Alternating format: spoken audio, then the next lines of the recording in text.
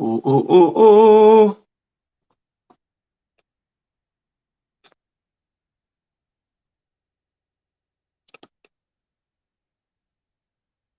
And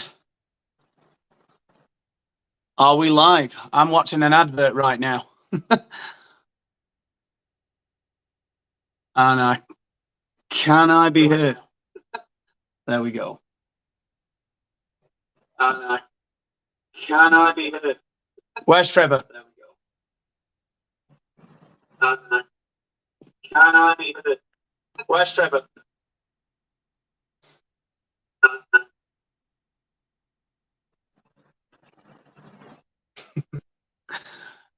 Trevor? Do I have to do something here? What's going on? There's my guests. Ah, there we go. Fuck me, Daniel. I've been sitting here for 10 minutes.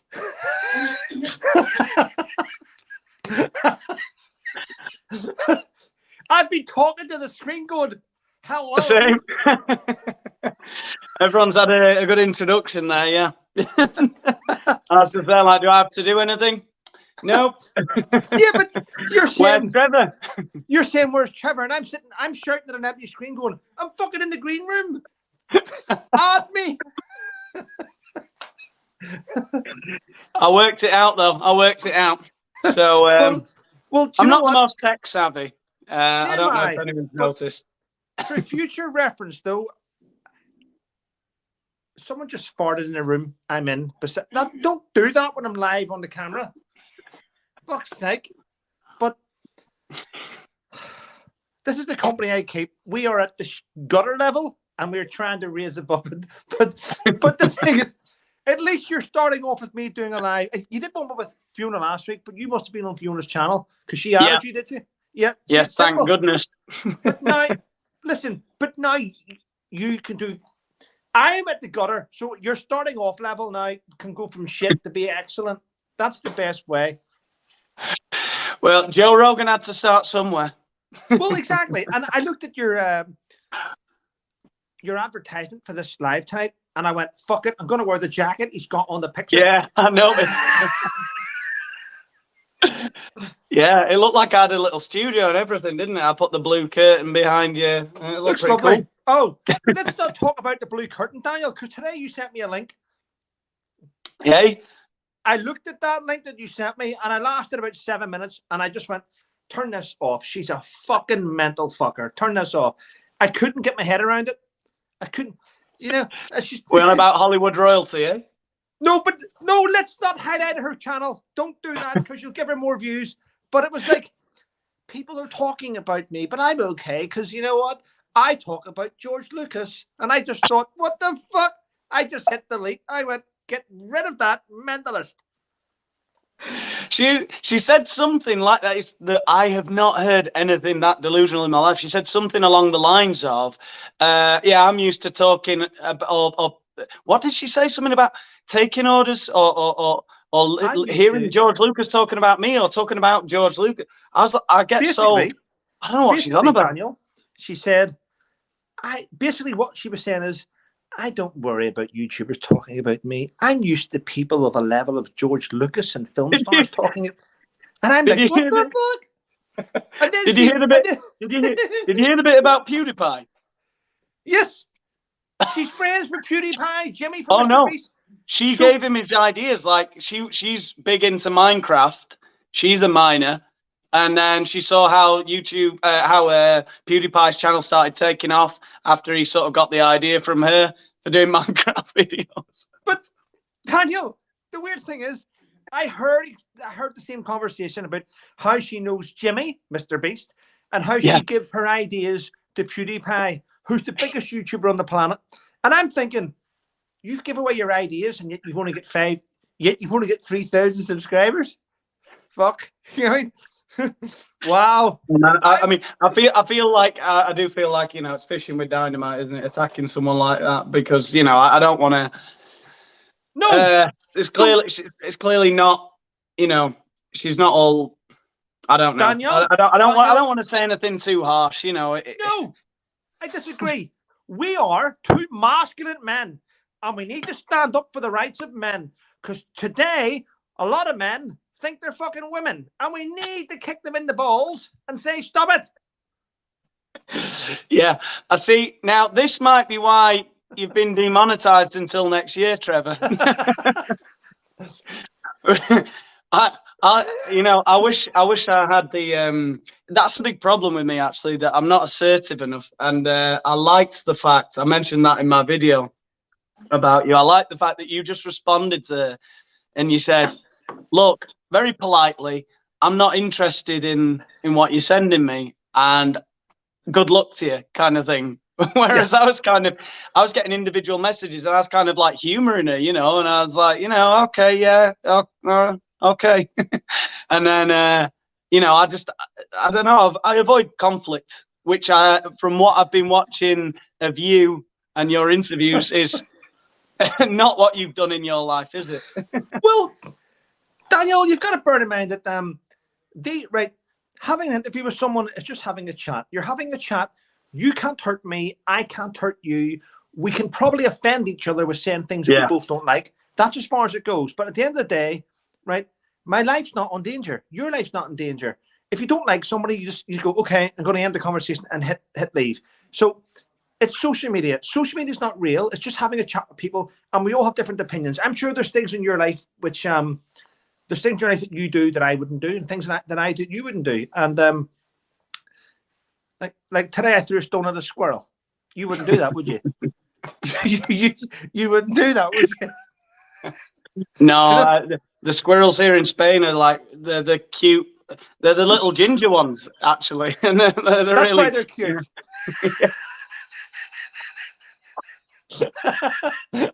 We don't have any of them in England. We have the horrible grey ones. I know. Yeah, they're called grey because they sit on the fence. At least the ginger ones in Spain have something to do. Anyway, so I was. It's kind of strange how our paths have crossed. I think because I didn't really know. I think we kind of got thrown into the same group of YouTubers for talking about Meghan and Harry and stuff like that. But I've been watching stuff of you online. You've been doing interviews. I've seen you were on Good Morning Britain, was it? And I've seen you talking to Piers Morgan, and I was like, what the fuck is this guy? Like, I had no idea, and I've just been looking into your story a bit over the last few days. And Jesus, much more interesting than Harry and Meghan. Like, it's like there's a lot more to you. Whereas I'm just a shitposter YouTuber. Mate, listen, I'm just a YouTuber now. I went into YouTube, if I'm honest, to find a way to make a living, and that didn't go fucking last long, did it? But I was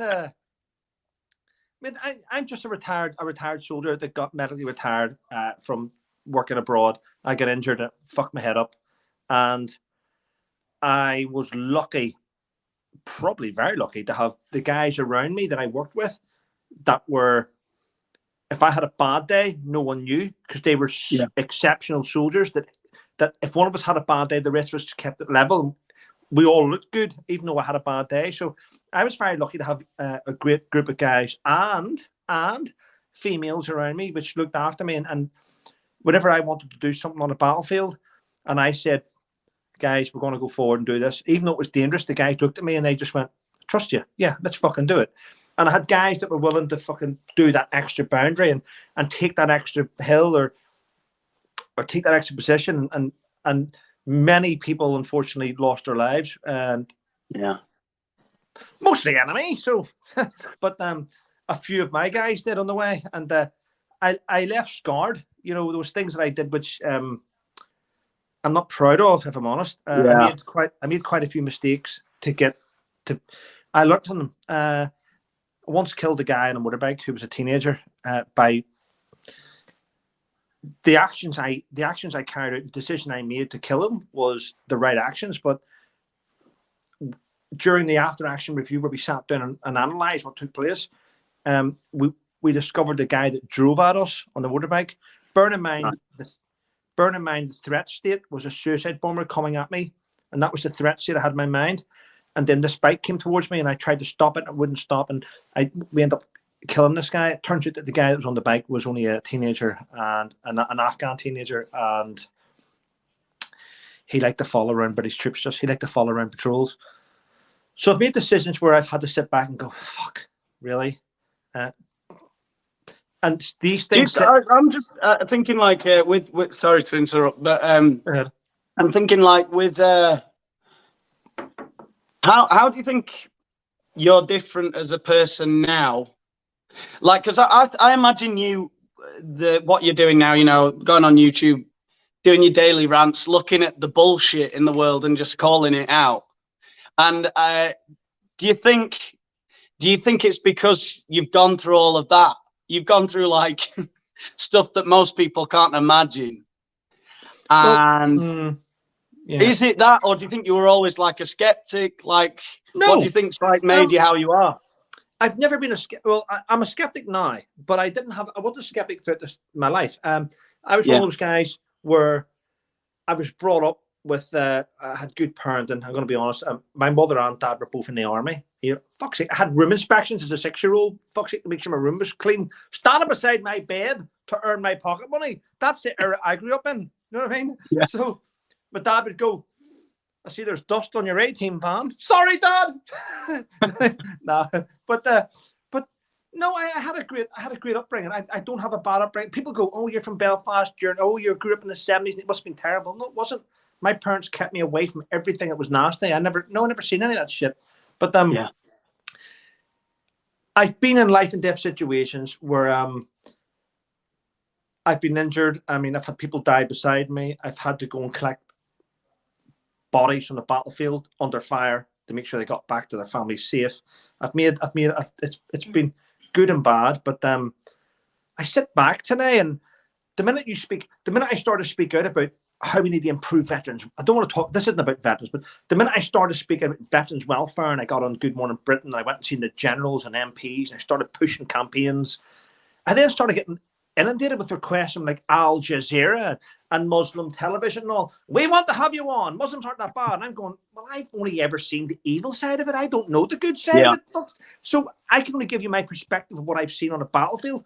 And then I then started getting death threats and shit across the UK from Muslim organizations. And that's, I know your people watch this and this will be recorded, but I got loads of them, and I was like, wow. I used to send them all straight to the police, and they dealt with everything. The police were really, really good. And then, so I've had death threats for years, but the recent threats to my life are from Sussex Squad. "We're going to kill you." And I'm like, you're a 57-year-old woman from fucking Spain. You're not going to kill me. Calm down.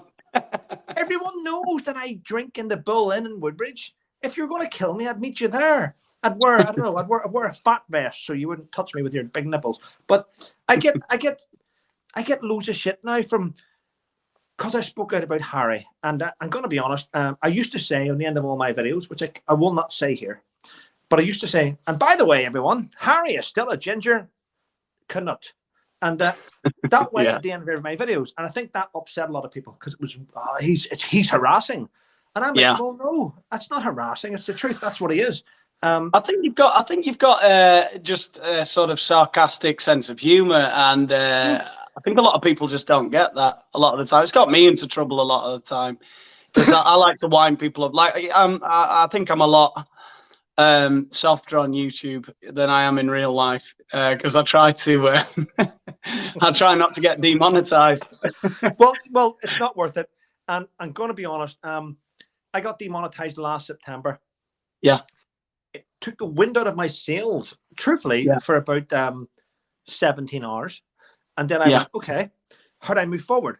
So all I did was, YouTube never responds. So I harassed YouTube on Twitter, and they kept responding. And then they gave me an email. Then I had an email. But see, the only way to get through to YouTube, and I mean this, and it's sad, is that YouTube hardly respond to your emails. You need to give them. You need to constantly hit them on Twitter for them to actually respond to you, and then they will do it. So it's quite sad that you can't get through to YouTube on YouTube. You've got to go to different platforms. But YouTube is so annoying with shit like that. It's I find, how the fuck are they so quick at sorting certain things out? Like for example, if I want to talk to someone at YouTube when I've got a query or something, they've got 24-hour hotline freaking in 100 languages, and then when a video of mine has got limited ads or something, and they're like saying, "Can someone just?" I've spoken to them, like this, they need to speed it up. Can they just? The algorithm's got it wrong. My video's fine. There's nothing bad in it. You've just got limited ads on it, and I need you to fucking just look at it. Can someone? You know, they've got 1,000 people working every hour of the day, and then there's no one to just look at the video and go, "Oh yeah, that's fine," and monetize Daniel, it. It's like, did you not notice? I find YouTube to be a woke organization. In fact, I used to respond to a lot of the stuff they'd put across, where they would have a Black History Month on YouTube. They had a Black Creators Month on YouTube. Yeah, I remember. Yeah. Do you remember that? So there's all this. So it's a woke organization anyway. And people say, and I used to get loads of emails, and loads, fucking dozens of emails. Trevor, why don't you go to Rumble? And I'm like, I've been on Rumble. I've uploaded 70 videos and I've earned $2.10. Fucking yeah, no, exactly. Yeah, no way. No. So. Yeah, I don't earn on YouTube. You know what? I don't complain about it. At the end of the day, it is what it is. What I am hoping, and I would like to happen, is this live tonight is I've advertised it on my channel. I've got 85,000 subscribers, and I'm praying, if you want to give me a birthday present and a Christmas present all at the one time, I am hoping to hell that I can get as many of my subscribers to get you to at least your 100,000, because I would love to see you do that. And I think it's team. Well, the thing is, YouTube's teamwork, and I do things with other channels as well. But you know what? I've got enough subscribers to hopefully lift you and get you to that plaque. And I think, and I hope they do it, and I pray they do it. And that'd be great, yeah. But likewise, yeah, I'm hoping the same thing happens to you there. You can get up to 100,000, but I guess it doesn't mean anything at the end of the day, does it? It doesn't. But if I get my 100,000 subscriber YouTube plaque, I will do a live where I will try and stick it up my arse. But, I love the way I've just said it doesn't really. Like, the 100,000 subscribers doesn't really matter, you know. I don't care. It was like literally on about 100 of my videos, I'm like, where's my plaque? Do you not understand that I need my plaque? Which is partly ironic, though I would like my plaque. I would like my plaque. Come on, Trevorites, we can do this. What are you drinking? Beer? Yeah. Yeah. I'm drinking. What are you drinking? I'm drinking a pint of vodka and fucking J2O juice. Oh man! Oh god! But I haven't had that since I lived in England. Well, I was drinking gin earlier on, pink gin and tonic water, and then I noticed that she went through a fucking pint of this, and I thought I'll drink this, and as you've heard already, she's started her farting, so I've got to make sure I don't drink too much. I've just poured beer all over my trousers. So no, you didn't. So that's yourself. That's an excuse. Here, how many children have you got, by the way? I've got 2, girl and a boy, 7 and 4. The perfect family. Yeah, and yourself? Got a son, no? I've got a 12-year-old son. I've got a 12-year-old son that plays football. I'm with Gwen. She's got an 18-year-old son who's homosexual, and I don't like him.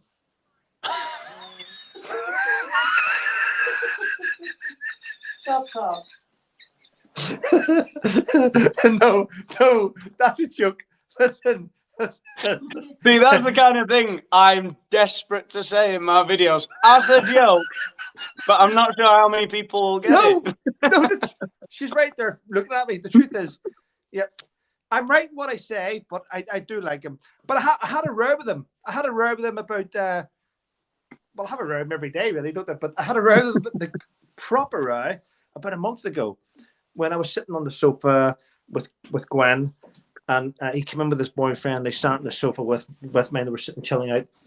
And he got out. He was all happy, you know, like, you Do you know where the gays get on? They're like this. They're like this, Daniel. They go. Anyway, I went, what's up? He went, I bought myself something. I'm like, okay, what is it? And he pulled out this bag in front of us, and I'm looking at him and I go, the fuck did you buy? Then he pulled out a jewelry box, and I'm like, fuck. And this is, I swear on my kid's life, this happened. Gwen will tell you, she'll back me up. He pulled out a fucking pearl necklace he bought himself. Now, exactly, Daniel. I looked. Oh man, like I don't know. You've got a good relationship with him, yeah? Like, yes, I do. You get on. Yes, yes. Yeah, I would fucking crush him for that. I did. You wouldn't hear the end of it. I looked at him and I'm like, what the fuck is that? And he went, it's a pearl necklace. I like them. I said, do you know what a pearl necklace means? He went, no. Because you're a fucking idiot, that's why. And he went, what do you mean? I went, do you know the pearl? And his boyfriend helped him put it on. It's nice, isn't it? I says, all I see is spunk over your neck. That's all I see, mate. That's all I see. And he went, what do you mean? And I explained it to him. But then I said to him, it's gay as fuck. And then he went, oh, hello? And I went, oh, fuck. No. Is this what our forefathers died for? I know, but regardless who you are in today's society, people that are like 18, 19, 20, 21 don't understand the true meaning of a pearl. They don't know what a pearl necklace is. And whenever you explain it to them, you sound like a cunt. I'm like,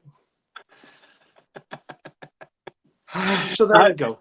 I think that's the thing as well. It's like, I don't know. I miss that a little bit. How real do you think this is, right? The culture wars and stuff. Because I live in Spain, and I perceive 0% of the bollocks that I see on Twitter. Yeah. Where, oh, you can't say this, you can't say that, PC and everything. Like, don't get me wrong. There's a lot of like left-wing and right-wing populism and stuff in Spain, but people are pretty fucking chilled out here. Well, I never have I don't know what it's like over there, because like I'm only perceiving what I see on Twitter, like people losing their fucking minds over words or like, I don't know. Here in Spain, you can literally say anything to anyone and they'll just, one great thing about Spanish people is that they're generally very chilled out, and it's like, you know, Daniel, you can say something that's really not PC, and you know they'll just sort of get over it. You know, they're not. I don't know. Daniel, that's life, though. In real life, you can say whatever the fuck you want. I can go out there now and call everyone around here a cunt, which is what I usually do, and they just go, oh, it's Trev. All right, yeah. But Trev's a good cunt. But you're a cunt. But I'm a good cunt. So I can go out and say what I want. No one gets the truth is, in real life, nobody really gets offended.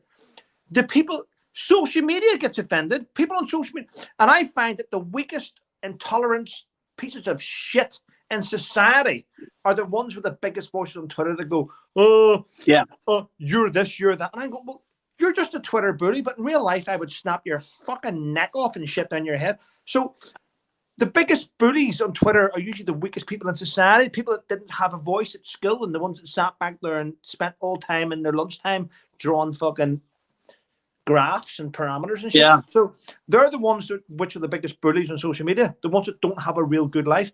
But normal people in society don't get on like that.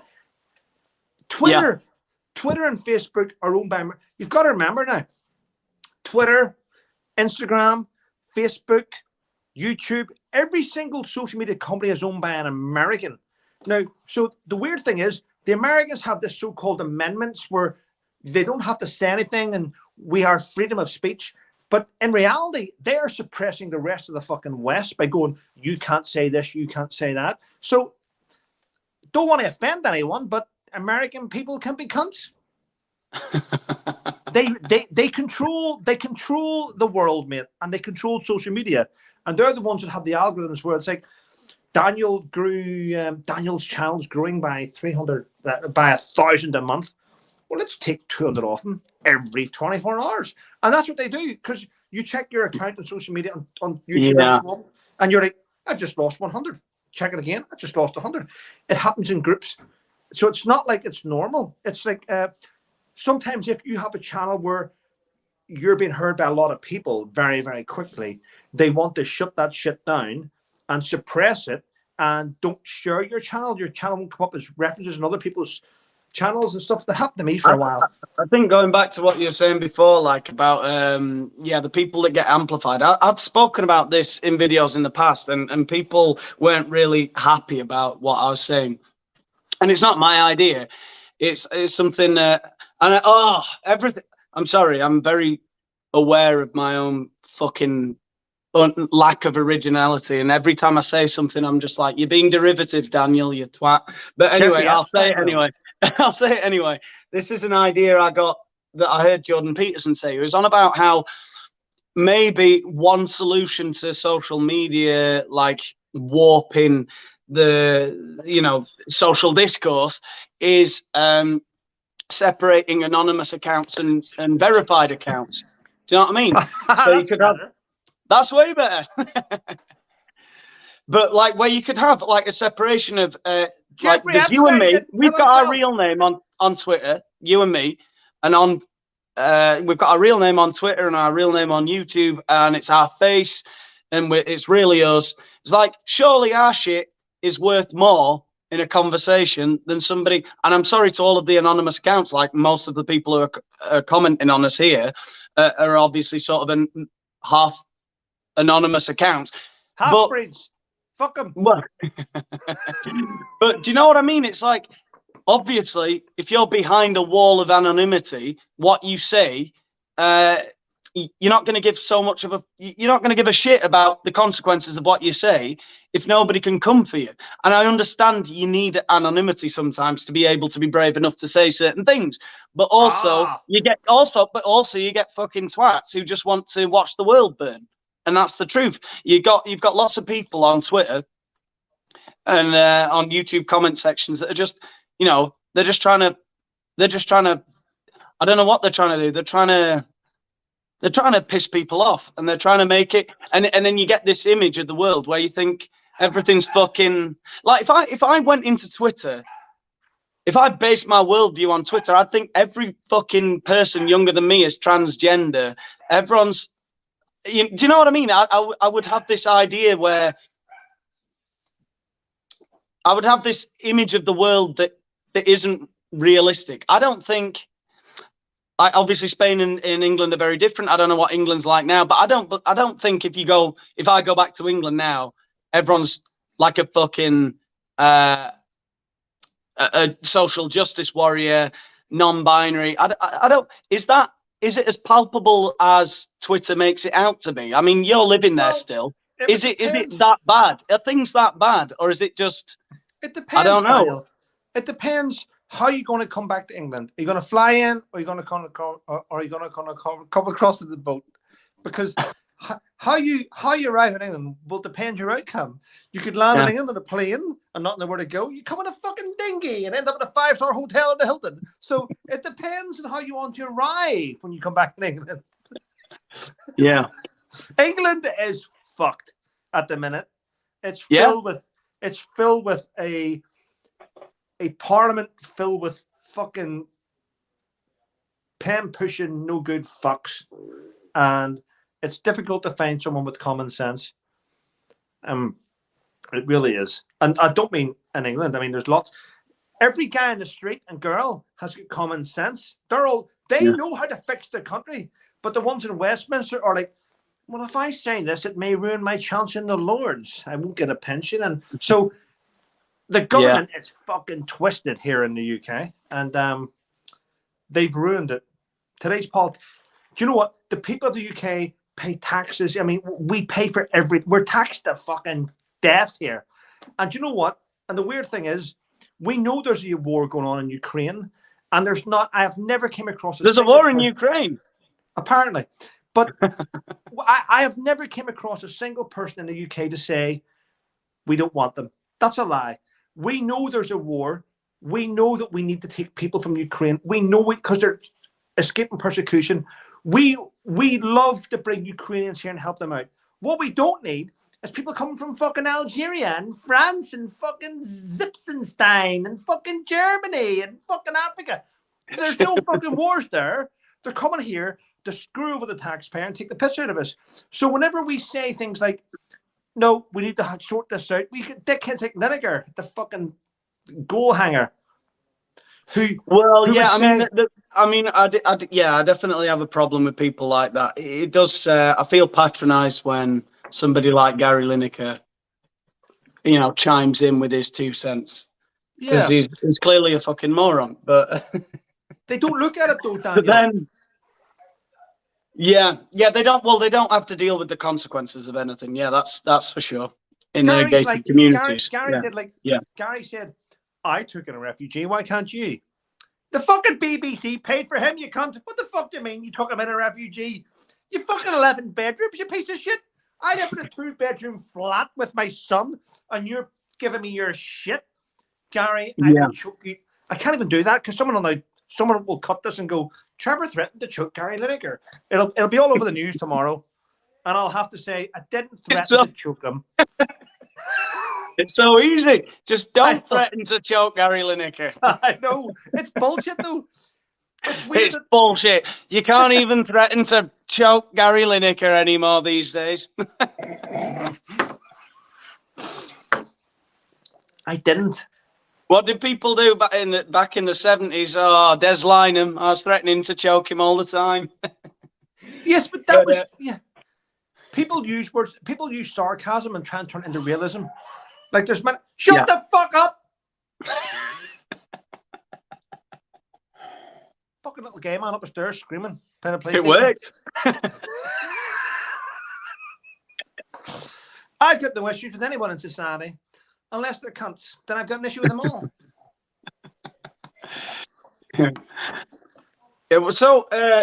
You said you were brought up in a military family. Your parents were both in the army. Yes.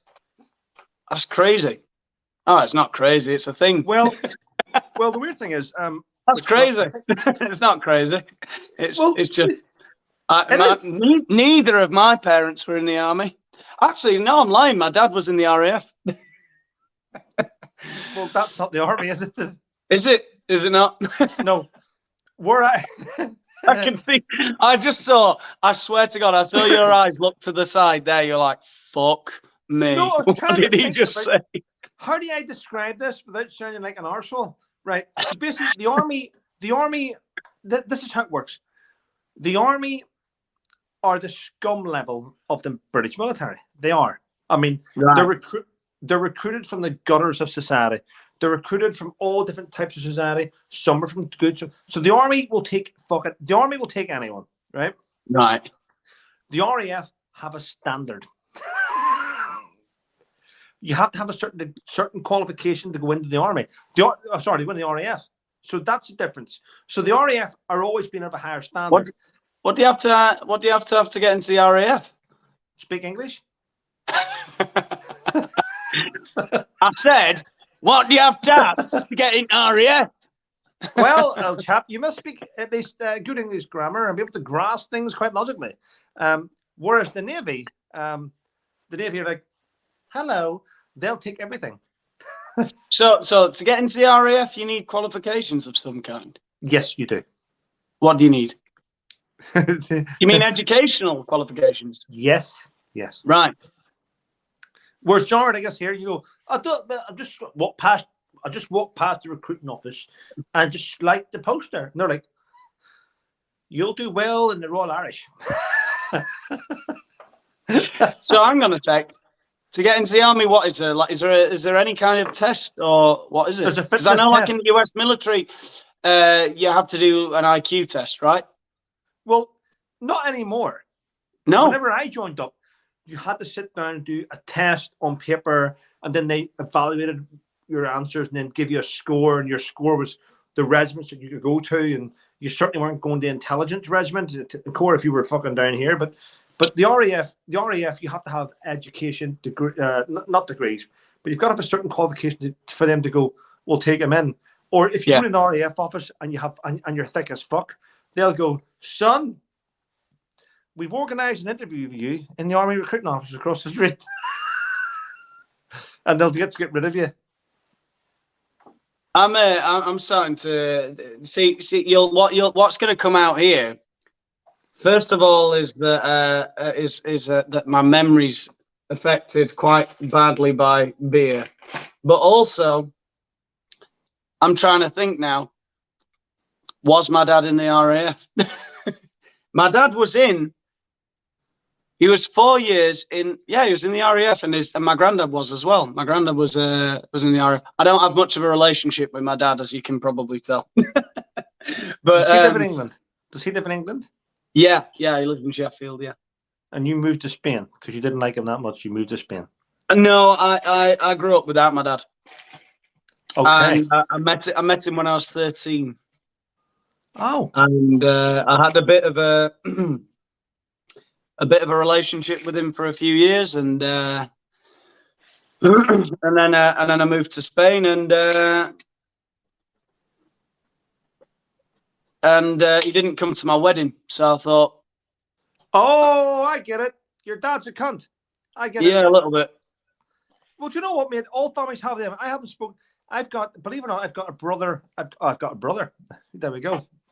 And I haven't spoke to him since 2000 and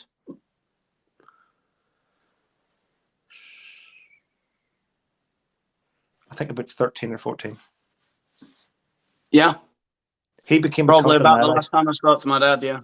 Well, the thing is, mate, and I look from my point of view, and I think you may get this, is a lot of people that are in our lives believe because they're in our lives, they're part of our family, that gives them an automatic right to speak bad about us. And I just thought, you know what? Do you know what? It's got to stage in my life. I just thought, you add no value. You add no value in my life. All you do, you give me issues. If I cut you off, that's less shit I've got to deal with. So that's what I did. That's how I see life. Well, I guess, seeing as we're on the topic, I never really talk about it in any of my videos, but I guess we can talk about family members and slag them off. Now, with my dad, he wasn't. He never gave me any shit. He was just quite the opposite. Just didn't really want to know. Wasn't really interested. That's weird. Yeah. Wait till he finds out Daniel Boland has reached 1 million followers on YouTube. He's on 50 grand a month. Yeah. Oh, he'll fucking fuck you, pop Dad. up, all right. Daniel, I'm really sorry, man. Look, these years, let's make up for. You know what I guess here? Driving a Lamborghini. Fuck off. I don't care. I'll get my little plaque with 100,000 followers. I'll be like, there, look at that, Dad. Mental breakdown for my 100,000 subscriber follower special. I have to admit now, because you sent me a message, and I did respond to you, but I have to use this live to actually own up and say, I pretended to get an invite to the coronation. Yeah, I believed it. I was like, shit. Do you know, I'm not joking. Now, this shows I'm a little bit narcissistic as well, because I went, you know, the guy I'm interviewing tomorrow, I said to my wife, he's going to the coronation. And then you wrote to me like immediately after, like, oh, it was a joke, Danny. I was like, well, okay then. What happened was, I did a live on Friday night with Absolutely Average, a guy called Russ. Yeah. And after the live, we cut the live, but we still had a chat. We were having a chat with Jody and Russ, and they showed me a picture of a King's coronation thing, and it said Absolutely Average on it. And I said, that's good, but it's fucking false, because it says that it should say his proper name on it. That's how you get people. Yeah. And they went, oh, right. I said, send me that. I'll make one up. So they sent me one saying, King's Coronation, Trevor Coult MC. And I thought, brilliant. So as soon as I got it, it looked authentic. And I went, I'm going to stick this on Twitter just to wind up the cunts. And I stuck it on Twitter. And the headline I wrote on it, I thought about the headline and I went, I'll go with this. I'm ahead of Harry again, and put it on Twitter. Mate, it went 250,000 people interacted with that within 24 hours. Everyone's going, Who you taking? Who you taking? This is how drunk I was when I posted that, by the way. Because I posted that when I was drunk because I had a bottle of rum from my sponsors, Burnt Out Rec, and I drank the whole bottle in one night. But I was sitting drinking it, and I posted this, Daniel, and it went colossal. And I had people going, I mean, I gained about 500 new followers on Twitter through that. And they were all women, and they were all going, who you taking, who you taking, who you taking? And then I posted drunk. I went, well, I do need a +1. But Daniel, I was so drunk, I started to read back my tweets and going, oh, I've been invited to the coronation. Who will I take? And I had people contact me, and I was sitting in my own living room by myself thinking, this woman wants to go. Yeah, we can go. I'll find out the dates and stuff. I started to lose it in my own shit, going, I'll find out the date for the next 48 hours. I'll give you information. And this woman was going, yeah, I'd love to go. I went, yep, wait out. I'll find out the dates and we'll organize something. So I was so pissed when I posted it that by the end of it, when I woke up next morning, I had people going, have you found out the date shit? And I'm going, what dates? What fucking dates? I made it up, mate. But the more I drank, the more I became, I'm invited to the coronation, and I'm going to take you. And people, I felt that's like the worst. That's the worst. Looking at social media after you've been on a bender. It's crazy. What the fuck did I say to people? It's crazy. I got like voice messages to like fucking wife's aunts and uncles, like, fucking, oh man. Mate, I've had family members get in touch with me. Congratulations on your invite. And I don't know what to do. I just responded going, thanks very much. Loads of veterans. Your hard work's paid off. I'm like, fuck's sake. You don't realise I'm just a cunt. I'm sorry. I shouldn't have done this. Yeah. I often regret whenever I say anything that isn't true. I've done it a few times in videos. And fuck me, you spend the next like week correcting everyone. Oh fuck! Like a week ago, I made a video about Brian Cox. Like there's just fucking hundreds of comments and people like writing to me. Fucking Hollywood royalty wrote to me with my Brian Cox video saying, "I need you to get me Brian Cox's email address, please, because I have some very important information."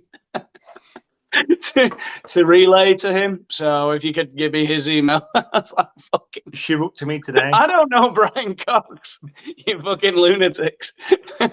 She wrote to me today. I'm sorry to anyone who fell for that.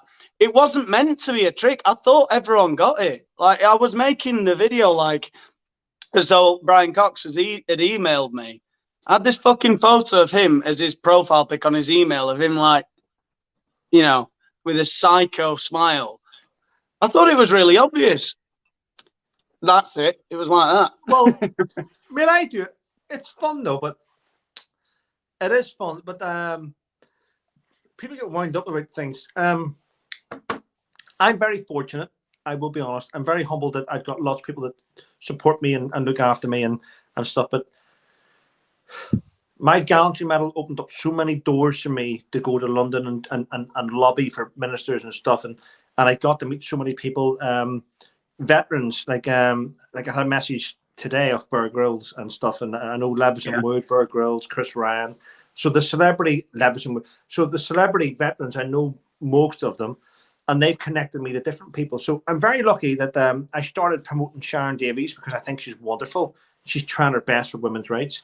And then Sharon Davies connected with me, and then I'm like, fuck, okay, that's weird that Sharon Davies has sent me a message and stuff. Thank you.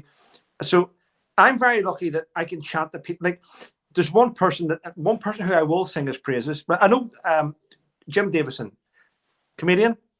Yeah. He got a lot of flack back in the day. He's anti-woke completely. Well, of course, yeah. He connected with me through veterans because he does a lot for veterans and stuff. And I used to. He used to get a lot of stick because he was the CEO of his charity, and he was on £100,000 a year salary in Right. that charity. And people had to go at him and going, fucking Jim doesn't need this money. Why should you? And I was like, what the fuck? People, why are you slagging him? He's on $100,000 a year as the CEO of a charity. Yeah, but he shouldn't be on it. And I went, stop, just stop. Jim does about 50 gigs a year. He earns about £3 million a year. Yeah. And out of his money that he earns doing his salary, the money he earns doing his gigs as comedian, he pays the salaries of his staff.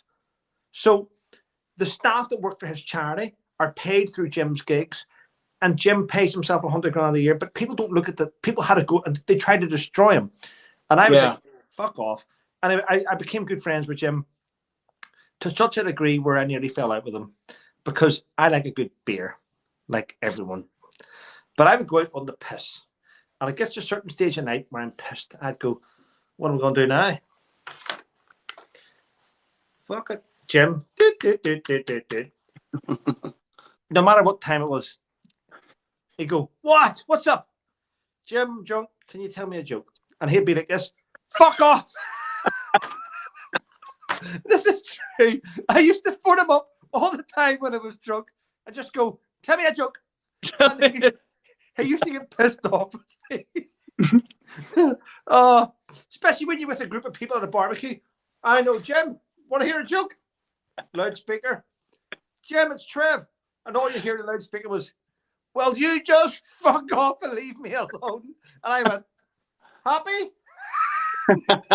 But I don't do that anymore. I don't.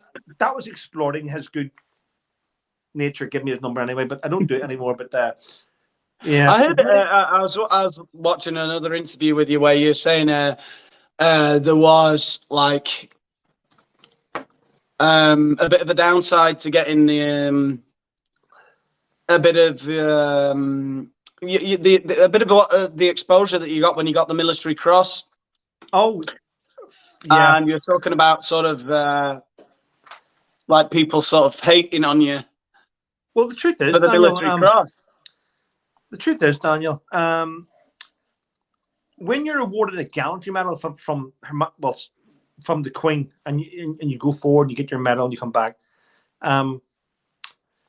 you will notice straight away the atmospherics around you change in where you are. If you're in the army, well, regardless where you are, you get a gallantry medal. You're then put on a pedestal by some officers. They put you on a pedestal.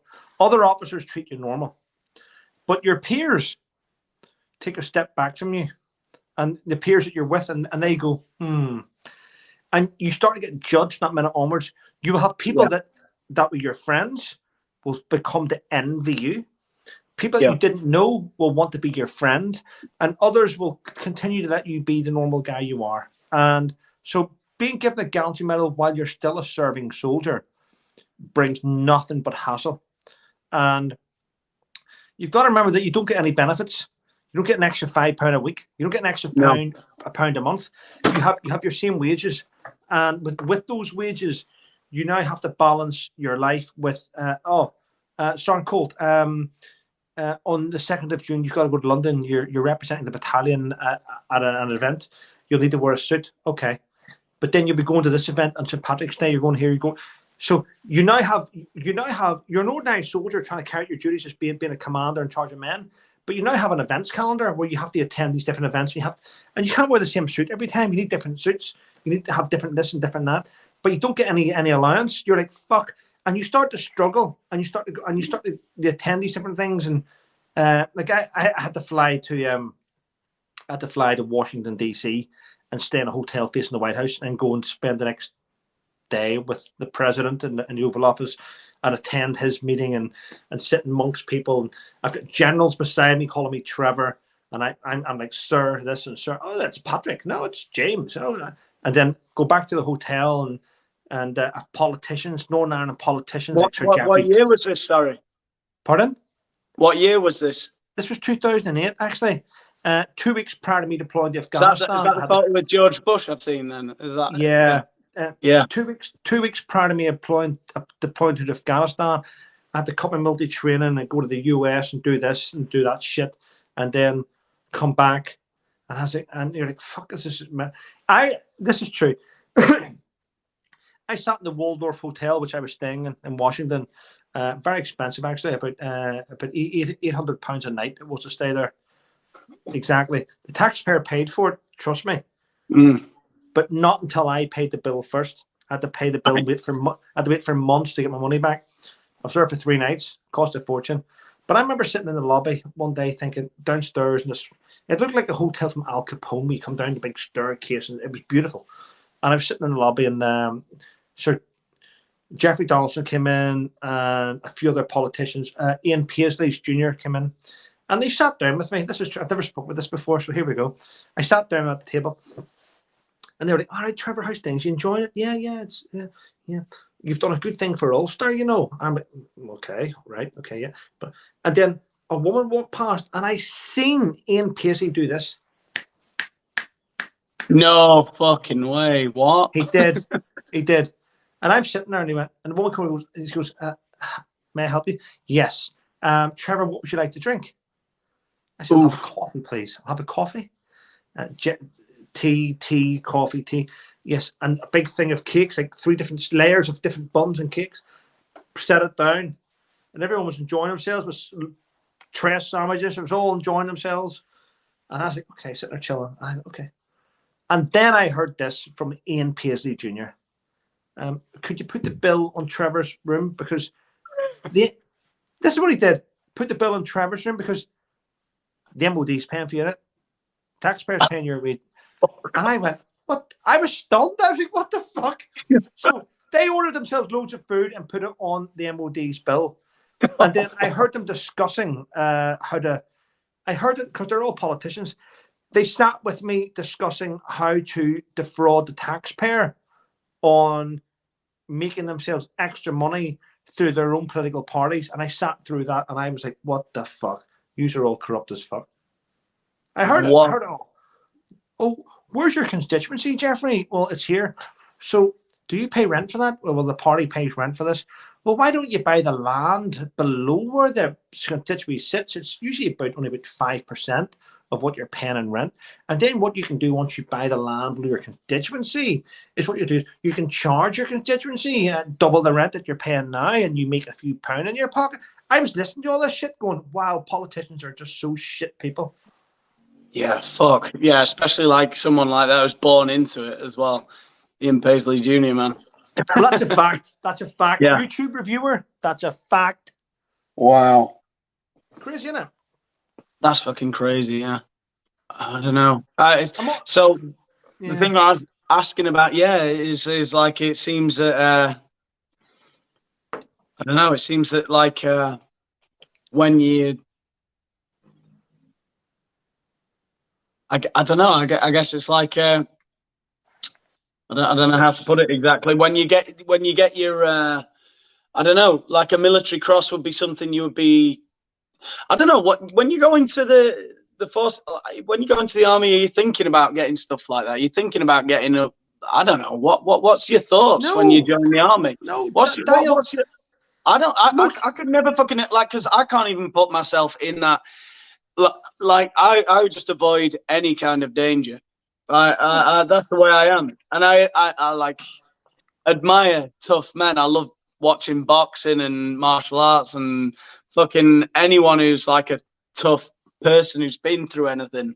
You know what I mean? There's not a single day goes past where I don't punch someone in the face, Daniel. I'm a masculine fucker. I'm not really. No, listen. Yeah. When people join the army, truthfully, when they join the military, it's to break that mold with the family. It's to move out from the family. It's to find somewhere where they're going to grow up, mature, travel the world, do different things. They're going to move into the army. They're going to do training. They're going to have their own room, their own money in their pocket. Everything's done. Your platoon sergeant is it's just like a dad. He gets you up in the morning. He gets you dressed in the morning. Make sure he teaches you how to brush your teeth, get washed, how to do your kit. And so joining the army is a way of breaking away from the family and becoming an adult and independent. That's all it is. It's nothing else. Today, though, I wouldn't want to join the army today, if I'm honest. My son will never join the army. I wouldn't let him do it because I think the army today is ruled by cunts and weak, woke individuals. It won't be soon. there will become a time where you'll join the army and there'll be a platoon filled with transgenders, and it will be the weakest fucking platoon on the planet that won't go out on certain days because they're on their periods, and it'll be a disgusting time for the army. So, you know, the army's going down that road. It's falling apart. It's shit. So today, I like see. Here's the thing, right? I listen to you say that, and obviously you're an authority. I don't know what the fuck is going on with the army or anything. it's not a good place to be in. But I'm saying, right. So what has changed in the last? When did you retire? I retired from the military in 2015. So what's changed? And in 2015, how were things, and how are they different now? It was changing. It was already starting to change. I mean, there used to be a time where I could, if one of my men had fucked up, I'd say, right, I want to see you outside the guard room at 9 o'clock at night. I want you to have your boots bulled. I want them to look like fucking glass. I want to see my face in them. I want you, and that was how you train people. It sounds shit now, but it meant a soldier working on his boots meant he was dedicated. He was passionate. He was dedicated. He was trying to make something look good. So amplify that 10 times, and you have a soldier that wants to look good, feel good, have the best kit on, wants to fight, wants to get out there and win. So if you take things away from, like, you don't need to shine your boots, it's okay, then you lose that sense of dedication to something. So then they think everything else is like becomes less and less. So if you're losing that sort of, you're putting pressure on a young man to achieve something which is probably unachievable, but he's going to give everything he can to make it that best that he can. If you take away that suppression towards someone and go, don't worry about it, then they lose that type of dedication towards everything. So the army is all about putting pressure on everyone to achieve the best they can. But the minute you go, yes, but is it purposeful? Is he going to achieve anything from it? Well, shining boots? No, he's not going to achieve anything from it, but he's going to be dedicated. Well, if he's not achieving anything from it, let's not let him do it. No, but we need to let him do it because it's part of the bigger picture. So the army started taking away these small things, going, that doesn't achieve anything. And they broke these things away, which meant you stopped giving people punishments. You go, well, what the fuck? So and then the army became a place where it was like, in the past, if someone fucked up in my unit, I'd be like, I want those boots like glass, see it at 10 o'clock, and I'd walk away. But the minute they took that away from them, then it became, okay, £20 fine, £25 fine, £50 fine. And it became, exactly. Soldiers don't want to fine soldiers money because we know how hard we work for the money. But whenever you take away all the things, all our sort of punishments, then it becomes money driven. And then you know that you can't fine these guys money or girls money because you're going to hit their pocket. They can't buy certain stuff. So the armies become woke. And the reason why the armies become woke is because the generals are the worst generals we've ever had. They are absolutely shit. Our generals in charge of the army are shit. Our politicians are terrible. The politicians in charge of the military, you know, like Tobias Elwood, I was in the TA. That qualifies me to be the military advisor. And they're like, oh, you're a fucking idiot, Tobias. You know, so the armies become woke. And if our military becomes woke, then what chance have the public got for moving forward? The strongest people in the country are now the weakest people in the country, which means the weakest people in the country now want to be women, Daniel. So we've now lost it. It's like I put something out today saying real men protect women. Weak men become them. Real men protect women. Weak men become women. And that's the truth of it. That's where we are in society. So I think it's happening everywhere to a degree, isn't it? But it's like, but we're letting it. It's like there is an argument, isn't there, to be made? It's like I think everyone thinks of the army and they look at something like they'll look at Some Good Men, is it, the film with Jack Nicholson, and sort of overstepping the mark, like working someone to death, and there are obviously situations where and I think And I think the same thing happened. I remember people talking about mental institutions. It was one of the things that my dad taught me, and I thought was really interesting. I studied psychology at sixth form, and I remember they were talking about what's it called? ECG, is it electric shock therapy? Yeah. And they showed us One Flew Over the Cuckoo's Nest, and oh, look what happens to everyone. They just all become zombies, whatever. And then I was telling my dad, oh, I'm studying this, and they showed us this, and he went, I do that every Monday morning. My dad's a nurse, and he goes, I go, what? Isn't it illegal now? Doesn't it like fucking like make people brain dead? He's like, no. If you've got catatonia, it can save your fucking life. I was like, what the fuck? Do you know what I mean? It's like there's a point at which you saying to someone, I want your boots looking like glass. Yeah. I'm gonna work you until you're the best version of yourself. It becomes bullying and overstepping the mark. And there's another point at which that's fucking beneficial to that person and to the group. I'm just thinking of like other examples as well. Do you know what I mean? It's like I don't know. There are some things that on the surface, I think it seems like now, anything that looks superficially like it causes suffering, we just automatically think it's bad. I mean, this is maybe a stupid example, but I was listening to the Manchester United players like Paul Scholes and Ryan Giggs and David Beckham talking about how they had to clean the boots of the senior team when they were kids in the academy, and how they got Paul Scholes it got put in the tumble dryer and they'd like spin it for a few seconds, and then he had asthma and he'd have an asthma attack. And like, obviously that's not good, but they're talking about it now and saying, yeah, it's probably for the best, you know. So it's like, it's yin and yang, isn't it? It's like finding where's the fucking balance. And it's like, it does feel like to me in society now, we're kind of at a point where anything that looks bad on the surface is just, well, I don't know. Society. It's just like we feel like it can't be done ever. Well, I think we should be putting kids in tumble dryers. No, don't put kids in tumble dryers. But yeah. But I would put Megan in a tumble dryer. But what I'm saying is, society at the minute is a bit messed up not because it's woke or winning. Woke are not winning. It's the fact that strong, masculine fucking men have just went, don't give a fuck. And that's what they're done. They're drinking their pint, they're going, don't give a fuck. If we do give a fuck, we will win.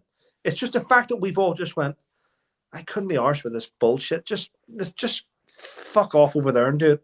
So because we're letting them do it, but saying, get over there, don't come near me, I'll snap your neck.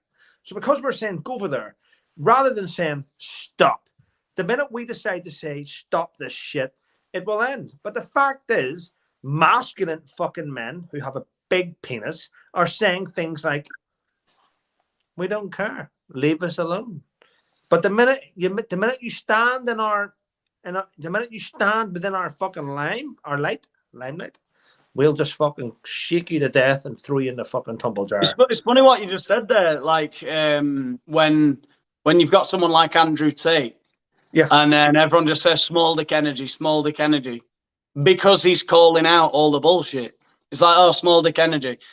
It's almost as though you expect like a manly man to just, like you say, sort of say, oh, fuck all that, I don't care. And then you get someone who's like Andrew Tate. You're not going to call him effeminate. No, like, exactly. But he's as tough as a tougher man as you can see. Like there's, you know, he's a kickboxer, wasn't he? He's a tough guy. He's been through a lot of shit. 4 months to hell before, never got a single charge. Yeah. Now, I've never interacted with Andrew Tate. Never. He's like 10 scales above me. He's a man's man. However, I think I'd snap his fucking neck, but it doesn't matter. But the thing is, but I am pleased that I sent a message out a couple of days ago. Basically, they posted something like 48 hours with no food. I don't know what it was. Something stupid anyway. and I responded to something, and Tristan Tate, his brother, must have read. Tristan Tate read it, and then he must have been on my Twitter profile to see what I've been saying, and seen that I'm vocal towards bullshit. Yeah. I got a nice message from Tristan Tate, and I went, "Oh, that's nice. That's nice. Do you want to come to Romania and help us with these women?" And I was like, "No, I'm all right, mate. No, no, that's a lie." He didn't say that. He didn't say that. Nobody sent. He sent me a nice message, which was nice. He never mentioned women at all. No. Yeah. I mean, yeah. That's the kind of thing. I don't know. I'm talking about. My hair looks like fucking frizzy and gay, and I don't mean that. Didn't mean that. I mean, my hair looks weird. It looks fucked up like Elvis. Like, Your hair looks frizzy and gay. Look at this. I know, but you can say that you're in a house with the Tuxton and a woman and 2 kids, both sexes. I'm in a house with a woman and a boy that's a woman, and I'm just trying to get through this. Yeah.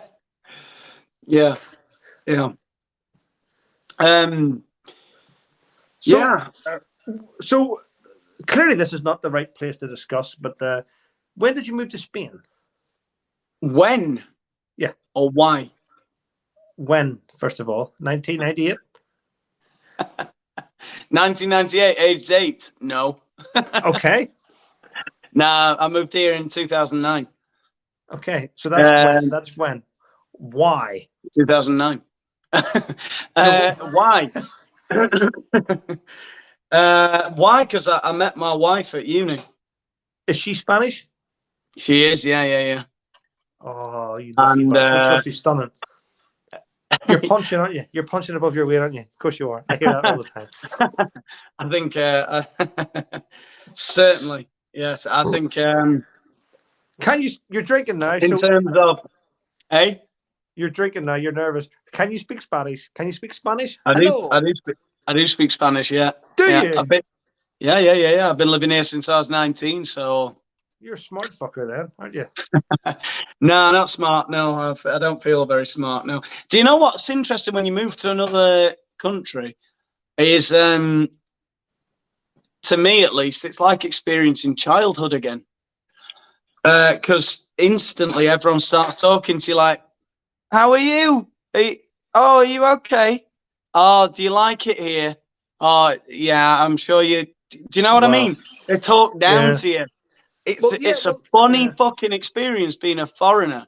It really is. Weird though, because I grew up in a Catholic church, and then everywhere else I went after that, I expected to be raped, and I was left alone.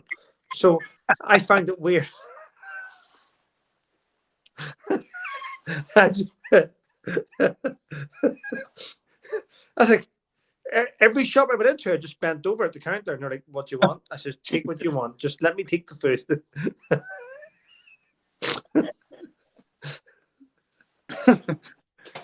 Yeah, I don't know. I'm I don't know. It's a weird it's a weird experience being a foreigner, and I'm trying to relate that back to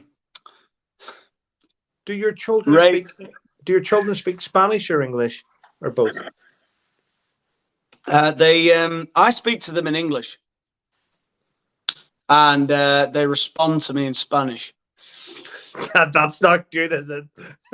Well, I don't know. My theory is that so long as they understand it and they can speak it when they need to, that's good enough for me. Well, they're bilingual. That's brilliant. Yeah, it's interesting. Well, it's a strange one, because then, again, it's like I don't have the experience that other parents have. Like I don't hear my kids speaking my own language very often. Well, this is odd. To be fair, I'm really good friends. I'm best friends with my ex-wife. I'll see her on Tuesday and Wednesday. I see her about most of the time during the week anyway, and we get on really well. We share dinners and stuff and lunches and whatever. But she's Russian. Russian? Yeah, And my son Sebastian speaks to me in English and speaks to her in Russian. Wow. That's crazy. I No, know, but that's really. yeah. But he's 12 though. It's like he'll. So I think with my kids, my hope is that when they get a bit older, they'll lose. Because my daughter says she's embarrassed to speak English, and we all are, for fuck's sake. We all are. she's 7. Yeah. And she understands everything. She'll watch the telly in English. I speak to her in English, and my mum, who's here quite a lot, speaks to her in English, and she understands everything fine. But yeah, she's just kind of she just kind of feels funny, I guess, having to speak in English to us. So she just avoids it. But my hope is, yeah, when they're a bit older, they'll come out the shell a bit, you know. And well, I find it weird though. You'll find this, but I can speak a little bit of Russian. I can, really? But of course, but pardon. But you can. The weird thing I find is I'll go over and I'll sit down with my ex-wife's called Luba. I'll sit down with Luba. We'll have a chat, and Sebastian will walk through, and she'll say something sarcastic to him in Russian, and he'll respond in Russian and then laugh, and I'll go, "What was that? What was that, Sebastian? What was that?" And he'll walk through and go, "Mum just called you a dick," and just so. But it's fun. It's funny. But we get on quite well. But it's nice that he can do that. He can count in Russian. Clearly, he can speak and count, and he does maths and all. And I enjoy it. I've always encouraged him to learn his mother's language, which in a way I find myself to be a hypocrite because I should have learned it. Yeah. If I mean, but I never. Do you know? I found it. I see that a lot here in Spain. Like I'll see other parents, like English blokes like myself, and they'll speak their shit Spanish to their kids, and I'm like, what the fuck? Like you're giving your kids a degree, you know, like you're giving them a fucking qualification before they're of age. Like speaking 2 languages is just like such a fucking huge advantage, and I'll see people just avoiding it. I don't know what it is, particularly men. We've got a couple of kids we've got an English school, and there's a couple of kids there. Their dad's Russian, and the kids can't speak Russian. Like they don't speak any of it. Like they know like numbers and basic words and stuff. And I'm like, it's like I don't know, like the massive advantages you're giving to your kids by giving them 2 languages I don't know. But it is an odd experience. I have to say, like for me, it would be easier to speak to my kids in Spanish. I think I'd feel it would feel more natural to speak to them in Spanish. Because I kind of live my life in Spanish, and then when my kids say something to me, I switch into English, and it's a strange kind of dynamic. But it is what it is. You've got this channel to just be open, honest, have a laugh, take a piss, and fucking wind everyone up, which I find it's great to be able to say what you want, but. I'm going to be honest. See, when it comes to sport, I'm going to be different direction here. See, when it comes to sport, I support England. Supporting a football team, England football club, England football. I support it. Spurs and all that stuff. I mean, I love it. Not Northern Ireland. Well, Northern Ireland never qualify for fuck all their shit. But if they did, I would support them. Unfortunately, there's less people living in the whole of Northern Ireland than there is living in Manchester. Do you know what I mean? So there's a small pool of people. Terrorism in Northern Ireland has done Northern Ireland a good favour because it kept away the fucking foreigners. Nobody wanted to move there. I'm not moving to Northern Ireland. You'll get blown up. Yep, don't move there, you get blown up. And all of a sudden, the British government dumped fucking 5,000 asylum seekers. And all sides of Northern Ireland, all the terrorists looked at each other and went, are we going to let this happen? And hotels started getting petrol bob. Get the fuck out. So the British government can't treat Northern Ireland like scumbags because they're like, get the fuck. So you had two sides, Northern Ireland, Protestant Catholic, trying to kill each other for fucking 50 years. And then they all stopped and went. What did you say? You grew up Catholic? You're a Catholic? No, I'm Church of England. Church of England, yeah. Yes, I am indeed. I'm Catholic. Oh, yeah. Well, listen, it doesn't matter what religion people are. But that reaction was like, oh, no, I can tell. No, listen, I'm Church of England. But listen, my dad is Protestant, my mother is Catholic. Right? Oh, really? Yeah. So listen, religion to me doesn't. It's never mattered to me. It mattered to. I think it mattered to generations before me. What the fuck? Let's just stick him in a mince machine. I mean, it was fucking terrible place to live. But so Northern Ireland has Catholics and Protestants, which used to fight like. In fact, that's a lie. I said that wrongly. I want to rephrase that. It wasn't Catholics and Protestants. It was loyalists and publicans. Yeah. Yeah. Which are the fucking mentalists on either side. So they hate each other, and then they stopped one day and they went, "What the fuck's going on?" And they're like, "What do you mean?" Fucking boatload of foreigners just arrived here, and they went, "Did they? Let's kick them out." They went, "Let's work together." And then, so bringing in foreigners from across the world, like migrants, has helped unite Northern Ireland because for hundreds of years they hated each other, and now they're all like, "Let's get." We don't want. Hang on. I thought it was John Major and Tony Blair that brought you all back together. No. That's what they said.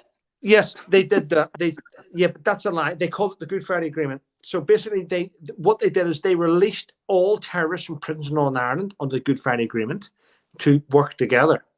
Yeah. And once the terrorists were out, the news did like a denotice in Northern Ireland. Let's not report on there. Let's cut them off. And there was no more news in Northern Ireland. Oh, it's all peace. But the weird thing is, if you get the leader of the IRA to sign a peace agreement, what does that mean? It means he signed it. So what if the rest of the IRA go, we're going to form a breakaway group and call us the Continuity IRA. Real IRA. Yeah, and then we don't fall under that. So politicians that think you can sign something over are fucking dickheads because I'm going to sign this as a leader of the UDA. I will not commit atrocities. And then 2 days later, Trevor, would you like to be the leader of the Ulster Democratic Union? I'd love to. Yep, come across to there. Let's fight them again. And like, so you sign something for one party, but then you have all these breakaway groups, and it's always happened. I mean, truthfully, and the weird thing is, Daniel, it's never been reported on in the England news and the tabloids, but prison officers and police officers have been getting killed every day since. There's still bombs going off. There's still people being killed in their car. It's happened every day. There's never been a day of peace in America. It's just not in the news. What for? Like, hang on. What now? Now? Yes. Like in recent time. Right now, yeah. That's fucking crazy. Yeah, but the English news and tabloids refuse to put it in the news and report on it. They put a blackout in anything come from Northern Ireland, and it's never in the news. But it still happens, and it's still not a safe place to live. It's quieting down. It's went from 100% to like 20%. But every so often, guys going to work and women going to work get killed just because they wear a uniform. It still happens, and I blame the House of Commons for that disgusting treatment of them. Yeah, it's a terrible thing. Oh yeah. But anyway, what are you going to say? Sorry, I was going to say. But besides that, Meghan and Harry are still pricks. Hey, I think we've got more to talk about. If you're up for carrying on, I need a piss like I've never needed a piss in my life. Well, I would show you off camera, but I just had a piss in a massive pint glass. You haven't. No fucking way. No, I haven't. You give me like fucking 30 seconds, I'll be back. You can keep them entertained. No, go for it. I would entertain your crowd. Go on, tell the story. Well, Daniel Boland fans, do you know what? Sometimes I'm disgusted with his behaviour. But he is sitting in a nice chair right there, isn't it? That's quite a nice chair. Yes, it is indeed. I can't read any of your questions because I'm not in control of the questions. I only, chat. I have a look here, chat here. Comments. Oh, here we go. LC, yes, he does. Hi, Trevor. Hi, hey, Shalabs. Entars. Trevor could behave. Eileen, come on, Eileen. I'm doing my best. And Miss M from Canada. S. Miller, when you visit Trevor, Steph. Chris Boozy Breath says he's a ginger canut. You're right, he is a ginger canut. He is indeed. Absolutely Average is going well. Thank you, Absolutely Average. I mentioned you earlier on. I hope people keep subscribing to your channel. And Graham the Baron hits me with a question I've never heard before called, now then. Oh, JRR 1979 from Chicago. Hello, Sylvia. Evil military man. I'm not an evil military man. I have got a mega pint here. Harry is in, yes, he is. Miss M from Toronto. Hi. Aussie Bush and Beach. Trevor, you funny bastard. Thank you very much. I take after my father. Take after him. Maria Fox. Hello from Brazil. Oksana. Don't know who you are, Oksana, but you're from Brazil. My ex-wife's sister's called Oksana. The Nut House is on here tonight. What's that there? Warmonger? Keeping it real calls me a warmonger. Go fuck yourself. Oh my God. You're a warmonger now. I've been answering some of your questions, Daniel. You've got a lovely audience, by the way. Yeah, I'm fuck. Wow, that's crazy. He was busting. He was busting. I am Russian. Oksana says I am Russian. My ex-wife was Russian. She was a wonderful person. It just didn't work out. I love Russians. Not the ones killing Ukrainians, though. I don't like them that much.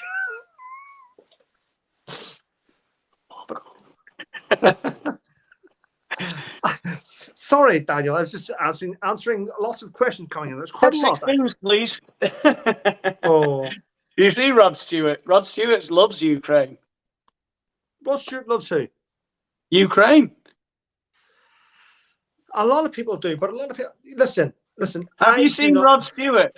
Rod Stewart has been he's been defending Ukraine for years. He wears his blue and yellow suit on stage and does a little song for him. And then have you not? I'm guessing you haven't seen the video of him pissed talking about the Ukraine. No, but from a military standpoint, I will just like to put, and I don't mean, I've looked at this subject over the last year or so, and I just like to point out that Rod Stewart's a cunt. But apart from that, from a military standpoint, yeah, because he did an interview the other day, right? And he goes, I swear, it's like, I don't know how it's not a meme yet. I'm trying to make it into a meme. I put it in a lot of my videos. He just goes, he's pissed off his head. He goes, oh, I love Ukraine. I do. I've been supporting them for years. And then he just turns to the camera and goes, he goes, that's down to our, we need to help them. We really need to support them. That's down to our Prime Minister, eh? F-16s, please. He's an idiot.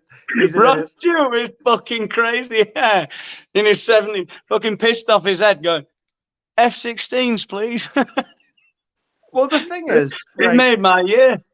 We've got to look at the fact that this war could have been ended about 9 months ago. It's politicians and the run by the US have kept this war going by not sending out anyone to work on the peace, but sending out military. But instead of sending out someone to work on the peace treaty, they just send military hardware. Let's just bomb, give them. So no one's worked on the peace. Everyone wants us to fight them. Now, the weird thing is about this is Ukraine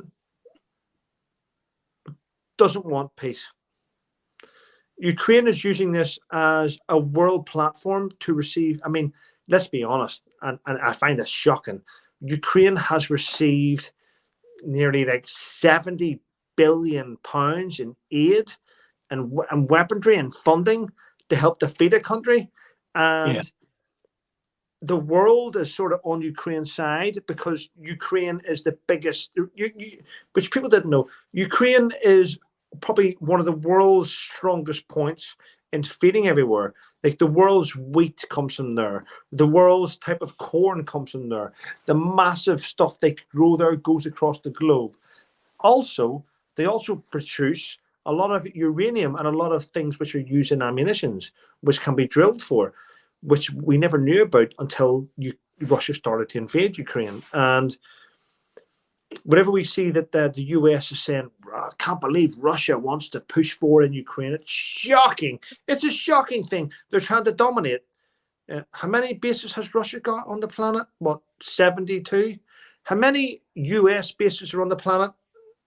Truthfully, like 760 US military bases spotted. The US dominates everywhere. But if you want to build a base somewhere, they say it's suppression. If anything, and I hate to say this in the live because I've been to America many times, many American friends and soldiers, but US tries to dominate everywhere, and the minute you kick back against them, they then like use the world's media to say that you're evil. I'm going to be honest. I think the only evilness in the world right now is probably not the US, but the current American administration, the White House, the Biden administration. So the thing is, like, because of like the people I follow and whatever, and it's like everything you're saying, like it makes sense. But I feel like if this had happened, so there's two fucking good things here. There's a good thing and a bad thing about where we are now. It's like 20 years ago. No one would have a fucking clue what was going on in Russia and Ukraine. Nobody would be able to give their fucking opinion. It would be politicians and mainstream media like drip feeding us the information. And now the good thing is you've got whistleblowers, you've got people giving this like different opinions about everything. But the other thing is as well is like it feels like the sort of like the what would you call it? The anti-mainstream media, the kind of the those of us that are kind of going against the message kind of thing. We're all like becoming a little bit anti-Ukraine, and it's like we're suspicious of everything that is anti-Russian. We're suspicious of everything that's pro-Ukraine, and I just don't fucking know how to filter all the information anymore. Do you know what I mean? I'm at the point now where I'm just like, what the fuck do I know about Ukraine and Russia? Like you've got a way better, like you start from a much stronger point than me, having been in the military. It's not just the military. I've got guys that I know who've went out and fought as mercenaries against the Russians. I look at this from a Russian perspective, from my ex-wife's point of view and what her family and people I know there. I look at independent journalists that I know that work for CNN Bosnia, CNN Herzegovina and stuff. And then I speak to ex-Navy SEALs and Special Forces guys, and I get an incline into what's going on, and I try and make an informed opinion. And I see that Russia's corrupt, but I also see that I also see that Ukraine's corrupt, both sides of it. But I see that our own politicians using this as their own agendas, trying to, for instance, in Afghanistan, it was Biden made a decision to dump all military equipment there, not to bring it back to save money, which then meant that US arms dealers were like, we're going to get a new contract, new money coming in, fresh kit. So that was done politically.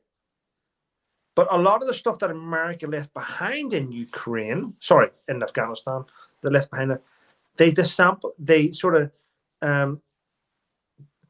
dismantled certain equipment, took certain bits back so certain equipment couldn't be used.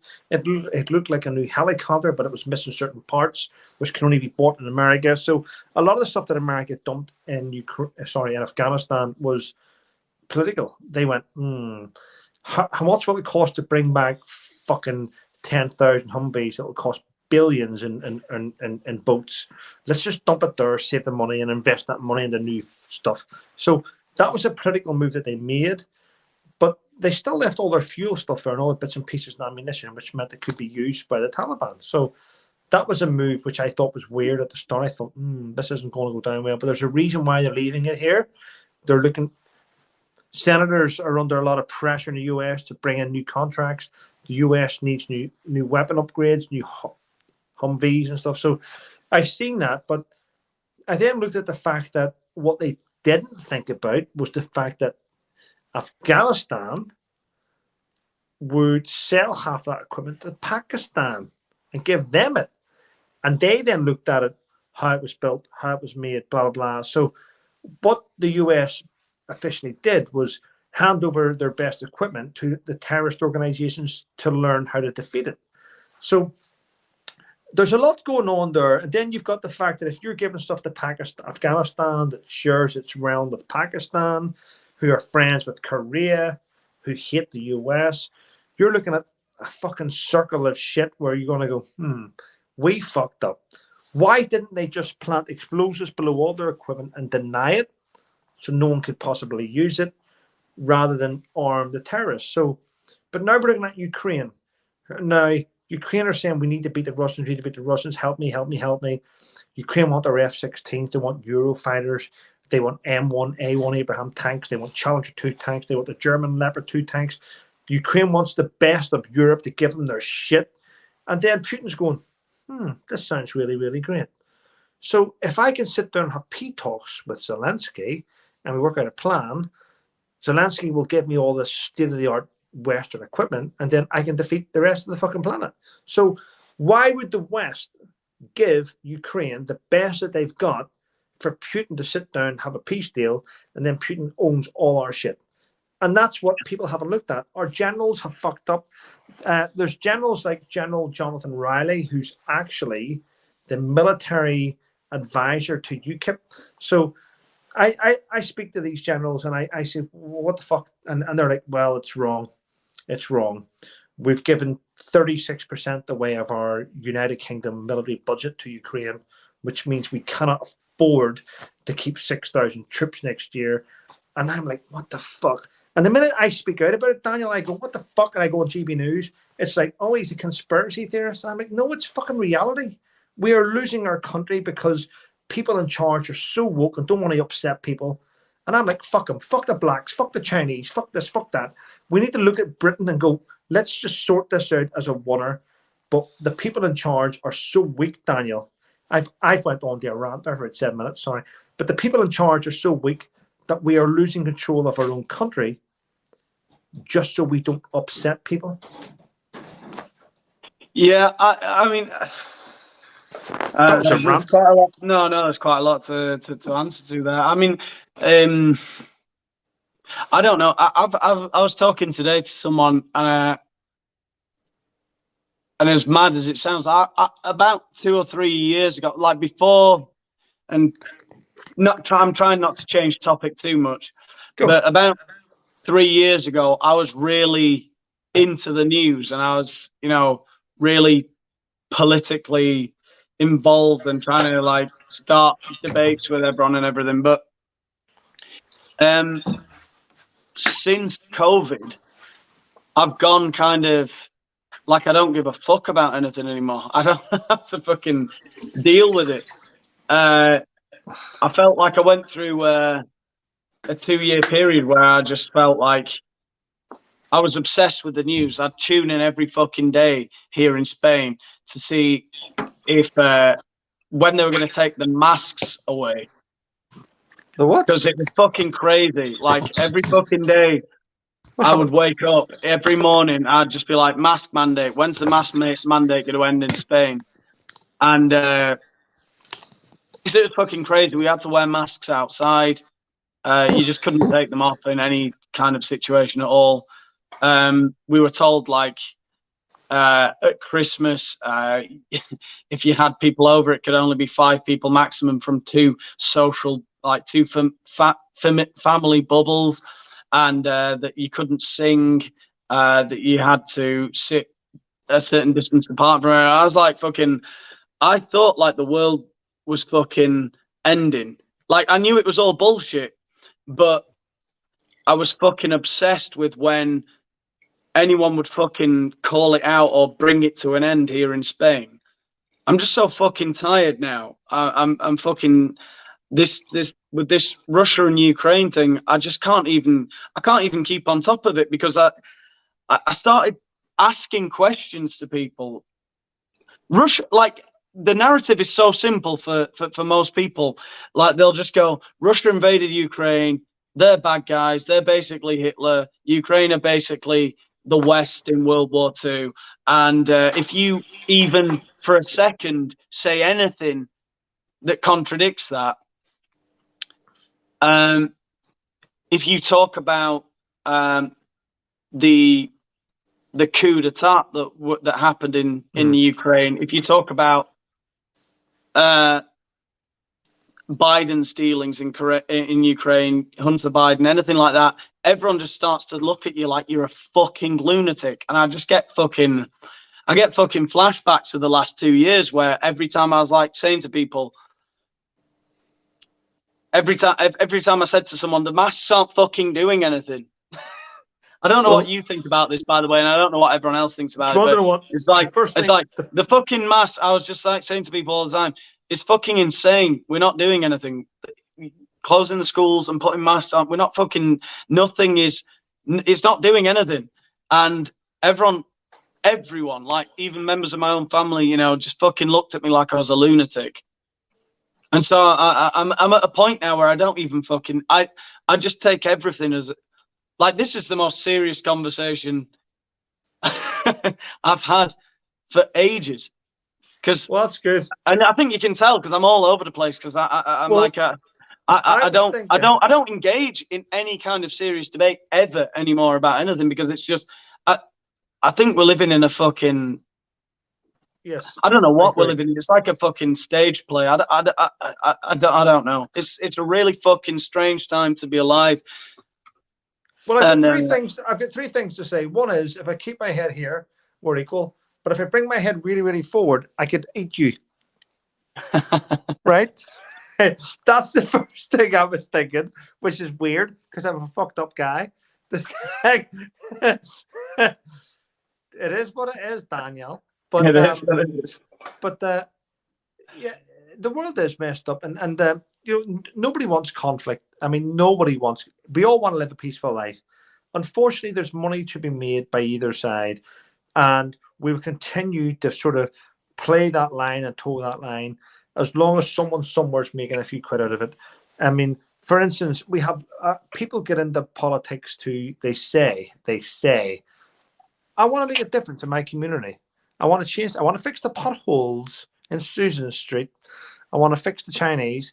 And then the minute they join politics and get elected, if they're an independent, it gets sorted. If they're a member of, I don't know, Labour, Conservative, there's only two parties here.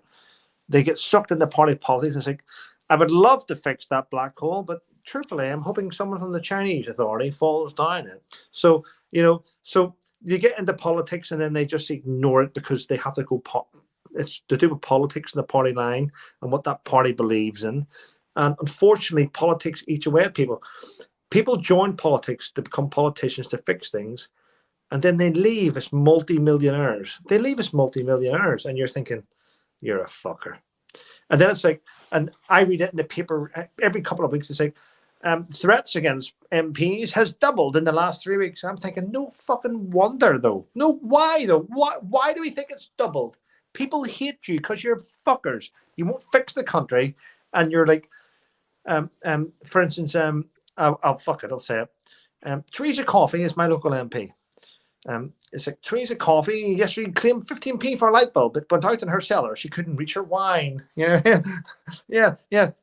Who paid for that? Well, constituents clearly. You know, how the fuck was she met? Yeah, but the wine she was drinking, she was using to host parties to gain influence on her party. So that's classified probably as a work drink. You're like, fuck off, you fucking fat bastard. There she is, smoking her cigars, going. I got to say something though, in favour of the UK. because the corruption we have in the UK is kind of charming. Oh, okay. Yeah. It's nice corruption. I'll tell you You're why. right. When I left the UK, I left the UK in 2009. Like, I remember the corruption scandals were, I can't remember which MP it was, had made a house for his ducks. He claimed he'd made a house for his ducks in his garden. I can't remember who it was. And it was like £9,000 of the taxpayers' money. That won't do, will it? And it was all over the fucking pages of the tabloids. You know, you can't be making duck houses with the taxpayers' money. And I come to Spain, it's like 800 million euros of dole money in Andalusia, in the south of Spain. They embezzled 800 million euros, and they spent it all on coke and whores. I was like, fucking, like, they just fucking, it was just a next level thing, the corruption in Spain, like way more than I had ever heard anything about in the UK. Daniel, so there you go. I'll talk to you offline about this, but how much is it for a whore in Spain? Are they expensive? I wouldn't know. 800 million. I'd have built a hotel for them. I swear to God, well, you can look into this, but it's absolutely insane. Like, the level of corruption in Spain is just like next level. I remember when I went to a bank for a loan, and they asked me for my declaración de la renta. What's that? Like your fucking your declaration, like what you earn, right? And the banks in Spain ask you, what do you earn? And then they say, okay, but what do you really earn, like off the record? So they'll say to you, like, as far as I knew in England, banks had to report any cases of embezzlement, any suspicion, any slight suspicion they have of somebody not paying their taxes or not declaring everything they earn. They have to be on that, right? In Spain, they literally just say, what do you earn?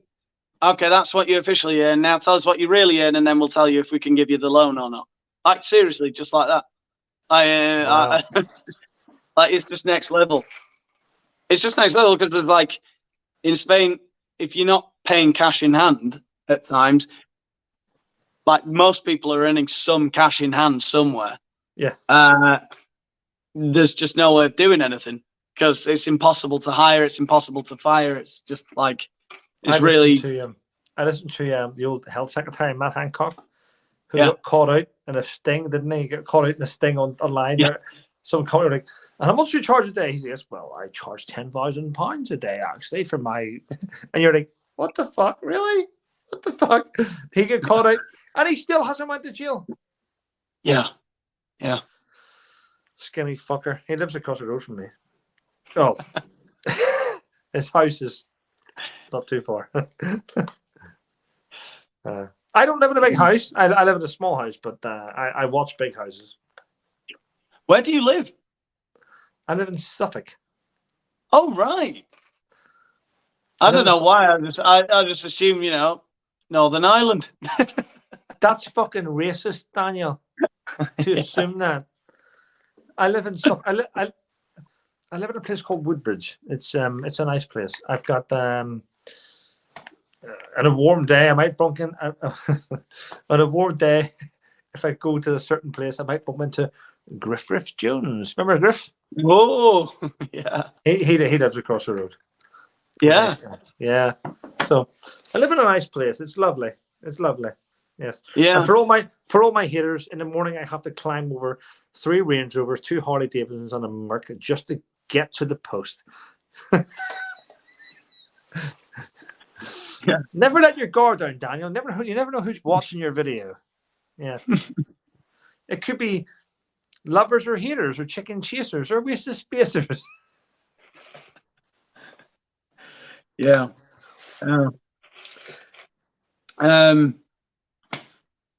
Yeah, well, we've been going nearly 2 hours. Yes. What do you reckon? It's going well. Yes, well, I'm looking at I'm looking at a lot of your questions. There's one here from Spain. What do you reckon? Yeah, should we go for it? Answer some questions. Answer some questions, Daniel. I think you owe this to your community. All right, let's get some questions going. Have you seen any that are interesting? I'm looking at them now, actually. Sue Potter's on. Sue Potter. Hey, guys.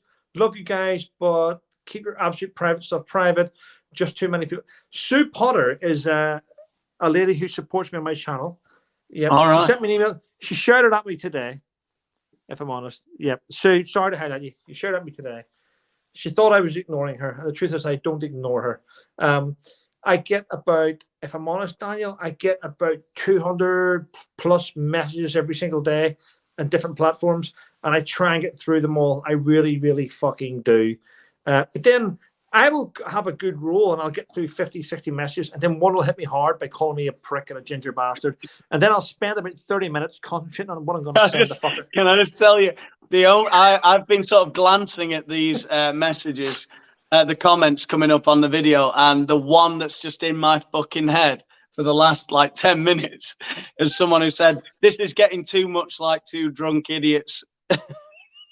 Towards closing time, trying to solve all of the problems of the world. Well, that's what it was. I'm just like, that's in my head now. Like, I'm just like, oh, I'm a fucking idiot, aren't I? Well, no, you're not. But the thing is, if you want to tune in to a good debate, go to fucking Paxman. You know what I mean? What the fuck do you think this is? This is YouTube. Yeah, we don't get paid. But yeah, Sue Potter. So thanks, Sue. I do appreciate it. What I do in Ukraine is bloody COVID. Bullshit. What I would do, if I was a general, I would send out all the vaccinated people first and have them shot.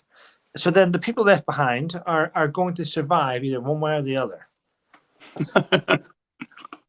So what's your questions? I've got there's hundreds there. Oh yeah, what else have we got? Oh, Mushy P says, Daniel, can you give us your best Brian Cox impression? Brian Cox. Okay, it's a bit late. I'm a bit drunk, but actually, that's a pretty good combination, I think. To Brian Cox, what would he say? He'd be talking about. What would he be talking about? Brian Cox would be saying something about space, probably. We need to realize that if we all work together and we look through the same periscope, that space is just a big space, but it's filled with people that don't understand what space really is. Now, you've got the essence, but with somebody else's voice. But but they asked you to fucking do it, not me. I mean, all right, okay, I'll go for it. Brian Cox. What Brian Cox would say is something along the lines of, I think space is fantastic. And he wouldn't touch his hair. He wouldn't do that. He'd say something like, what, fucking hell. This is why I edit my videos. I'm a fucking idiot. I don't fucking know. Tell me what to say. Well, we've got to realise that, you know. So can someone in the chat tell me what I've got to say? That Brian Cox-ish. It's all very well saying I want a Brian Cox impression. What does Brian Cox say in this impression? You know, he would say something like, "Space is a wonderful place, and we have to really." No, he wouldn't. He'd say, "Space is a wonderful place." And you got to leave a little S at the end. Space is a wonderful place. What about space is a wonderful place? Space is a wonderful place. And if you look hard enough, and you see it's the not galaxy, Dick Van Dyke, and you see the galaxy, and you see a star coming towards you, if it's a shit star, Meghan Markle will be sitting right fucking on it. We've managed to avoid Meghan Markle, and you just had to lower the tone, didn't you? Sorry. Well, I hope you're happy, Trevor. I don't know what's happened here in this color, but Cucumbers. my teeth look fucking yellow in your video, and they're not yellow. They're actually white, but they look yellow. And I'm like, oh, I thought my yellow. They're matching the background of my video. Maybe it's a yellow theme. No, they don't look yellow. They look pretty good. They look shit. I think you've got lovely teeth, Trevor. They're not dentures, though. They're not. What else have we got? Oh, hold on. 85 more comments. Jordan Peterson. People want Jordan Peterson. Yeah, they do. They want me to talk about what does Jordan Peterson talk about? Hierarchies. Jordan Peterson. And the effects of serotonin in lobsters. Well, Jordan Peterson's a bit like, well, no, I think women have a very good stance in society. No, equality in wages is probably equal now. You got to look at the fact that you want equality. Well, will we have women doing bricklaying and clearing the bins and sweeping the roads? No, you can't have equality at the top 5% of the world's economy. No. Jordan Peterson loves equality. What he hates is equity. He hates equity. You can't have equality. Equity is equality of outcome. Well, you can't say you want equality in wages, but not have equality in work society.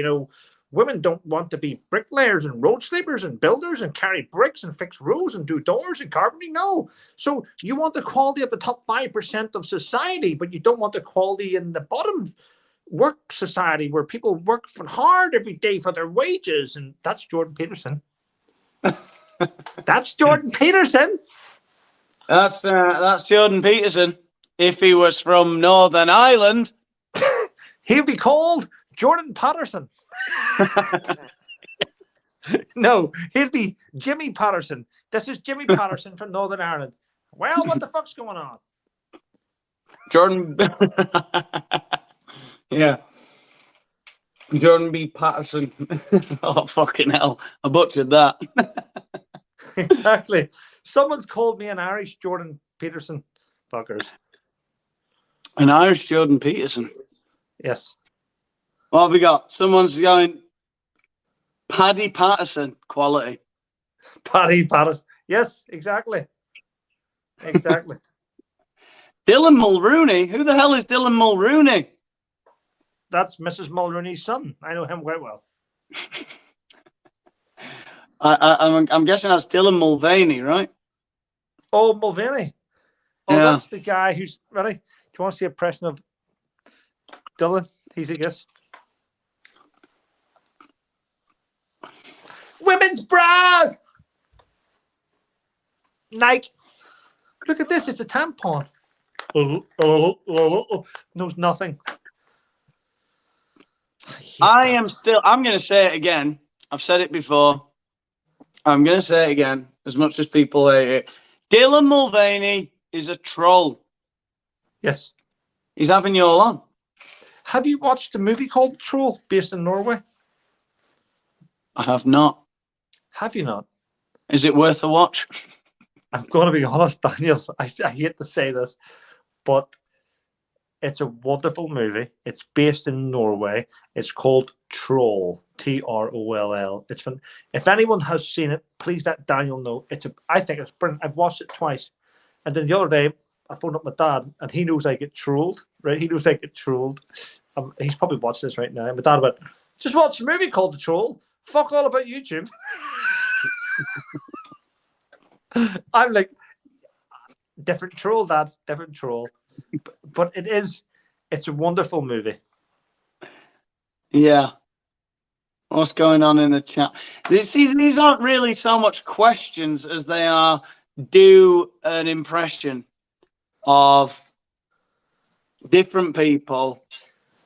And I'm starting to feel like a one-trick pony. Like I wanted people asking me my opinions on, global events.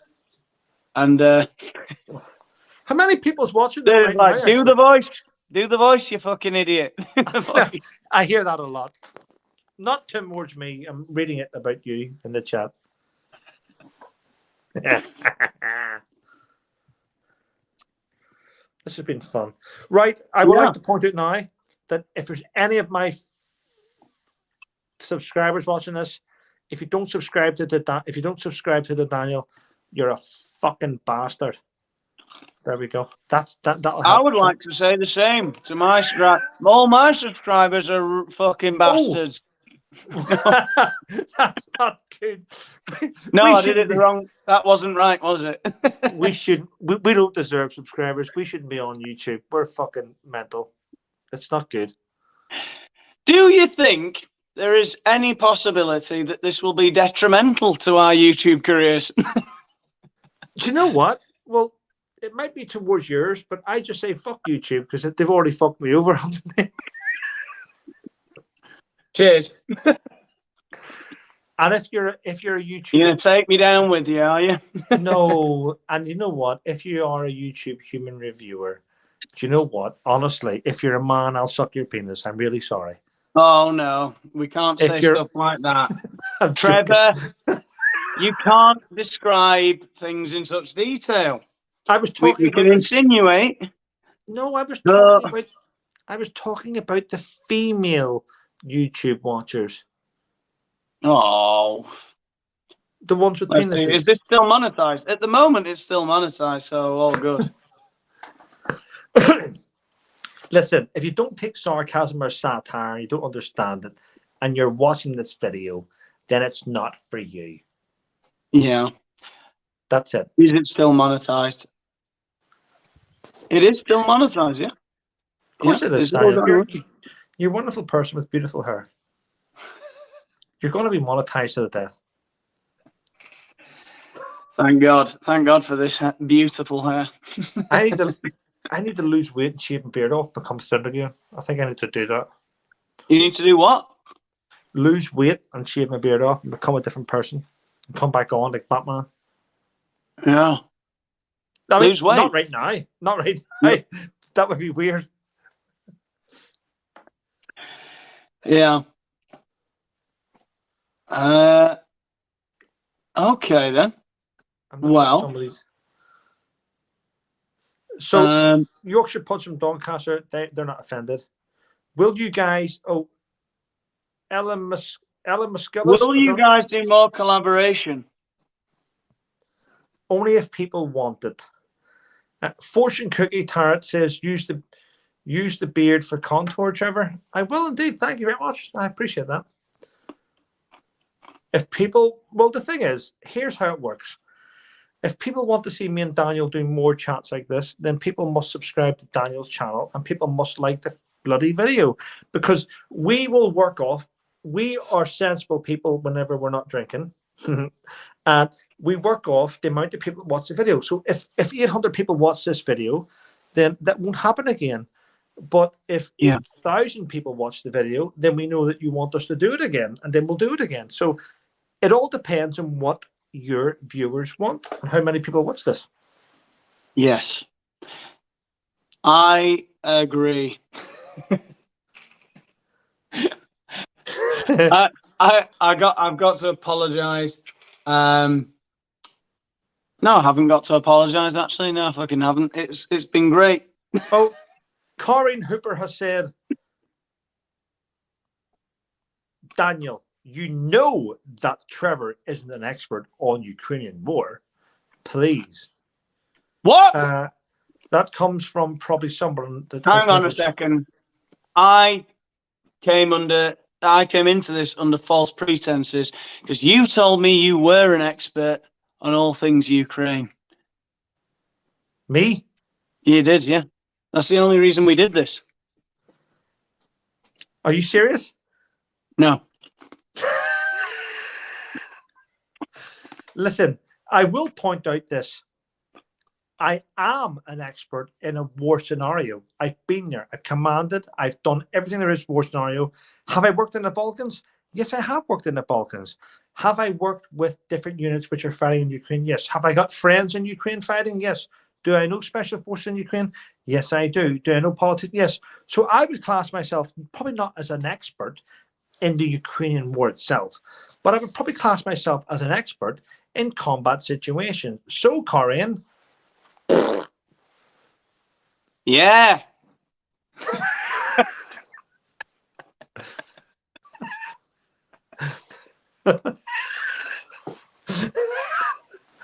I'm also an expert in 13 different ways to drink vodka. Well, don't repeat. I don't know what you said, but don't repeat it. No, not through a straw. No. What else? What else? Is there anything else in here? Is anyone asking anything? Oh, watering's on here. Watering's when on I your was chat. in Alicante long ago, the Brits were most fun. Proof's true. I don't know what that means, but thanks. What else? Congratulations on your membership. I don't know, right? First of all, you've got this person on here called Corinne Harper who said, "You guys were cute until you get drunk and gain so much wisdom from a bottle." Corinne, listen, let me point something out to you. Whoever you are, you sound like a troll on Daniel's channel. You know nothing about battle. You know nothing about combat. You know nothing about sacrifice. So I just suggest that you sort of delete yourself from the channel and fuck off somewhere else, because I'm not that guy who's going to sit and listen to your bullshit. I know more about you. I know more about combat than you'll ever know. So don't try and criticize my experience through your negligence towards what you're hearing. If you don't like it, fuck off. Go somewhere else. Go and join Harry and fucking Harry Ball's channel or something. But I don't like trolls. I think they're cunts. And you've got one on your channel. Yeah. Sorry, Daniel. Word. Exactly. We're cool. Well, listen, it's been over 2 hours. I suggest we just chill, and I'll let you go and maybe kiss your children good night and your beautiful wife who speaks Spanish, and say, "Hello, Margarita. Would you like a margarita?" No, that sounds stupid. I've got to go. I've got 6 women sitting here. I've got Monday, Tuesday, Wednesday, Thursday, Friday, Saturday, and that's a lie. Yeah. I don't understand why people come on to. I never get my head around why people come in to listen to our conversation and then complain about it. Is that the end of the sentence? Yeah, it is. Yeah. Why do people listen to our conversation? Exactly. But if they don't like it, then go. That's right. Fuck off. Yeah. I mean, it's been fun. It's been interesting. I think I've got a long way to go before I become Lex Friedman or Joe Rogan. But you were a really, really fucking fun guest. You've got a lot to say, and an interesting person and all that kind of thing. And God, it's really easy talking to you because you fucking keep it alive while I'm here sort of drunkenly listening. Well, I've given. It's too far to walk to the fridge for a drink for me. I stopped drinking about 15 minutes ago. I just stopped it. But, yeah. I'm eating the eye. Tate says, Daniel, you're easy on the eye. You're an attractive guy. And if I was a woman, if I was a man with a vagina, no. If I was a woman, I don't know how it works out anymore. But if I was that inclined, I would be thousands of miles away from you anyway. So I couldn't do anything about it. It's shit, isn't it? It's shit being a woman. I mean, a man. I mean, a man with a vagina. I don't know. I can't understand today's society. All I know is I'm a person, and I don't understand how it works. Amen.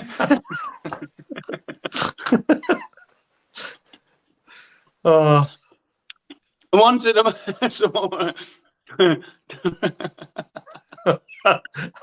somebody said something here that I think we should take on board. Where's it gone? Something about a modern, because it's where the fuck's the comment gone? Okay, this is okay. Somebody just said something funny, but I can't remember it. It's gone now. Well, Too many comments. The truth is, you've got loads of funny things. They in your said something comments. about us needing a moderator. I'll tell you what. Maybe you need a moderator, you fucking idiot. All right. Okay. That's that sorted out.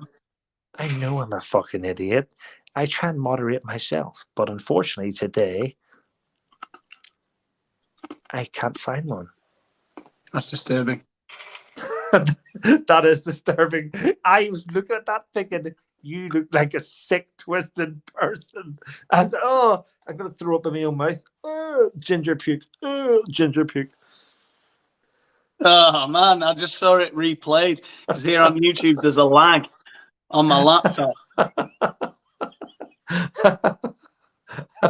Oh, shit.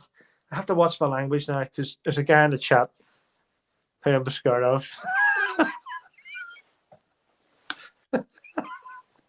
Be more moderate.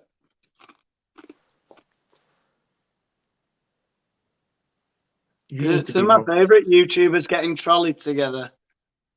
You are a hoot. I've been subscribed to you. Okay, well, this is going nowhere. What am I doing? Thanks for everyone who's been watching. It's been very fun. As I said, Trevor, an amazing guest. I really wish I was a better host, but I'm working on it. I'll get better. And I think you're doing well. Truthfully, Daniel, I've enjoyed tonight's chat. It's nice to have a chat. I've been dreading this in a way. I've hated. In the build up for this, I haven't really advertised it. I didn't really want it because I was in my head. I was so narcissistic that I was thinking, why have you decided to do a chat with someone that's more funny than you? He's gonna destroy your confidence. You have to keep it real, Trevor, because this guy's funny. He lives in a hot, beautiful country. You live in a country that smells of shit and foreigners. So how do I keep this real? And I've panicked.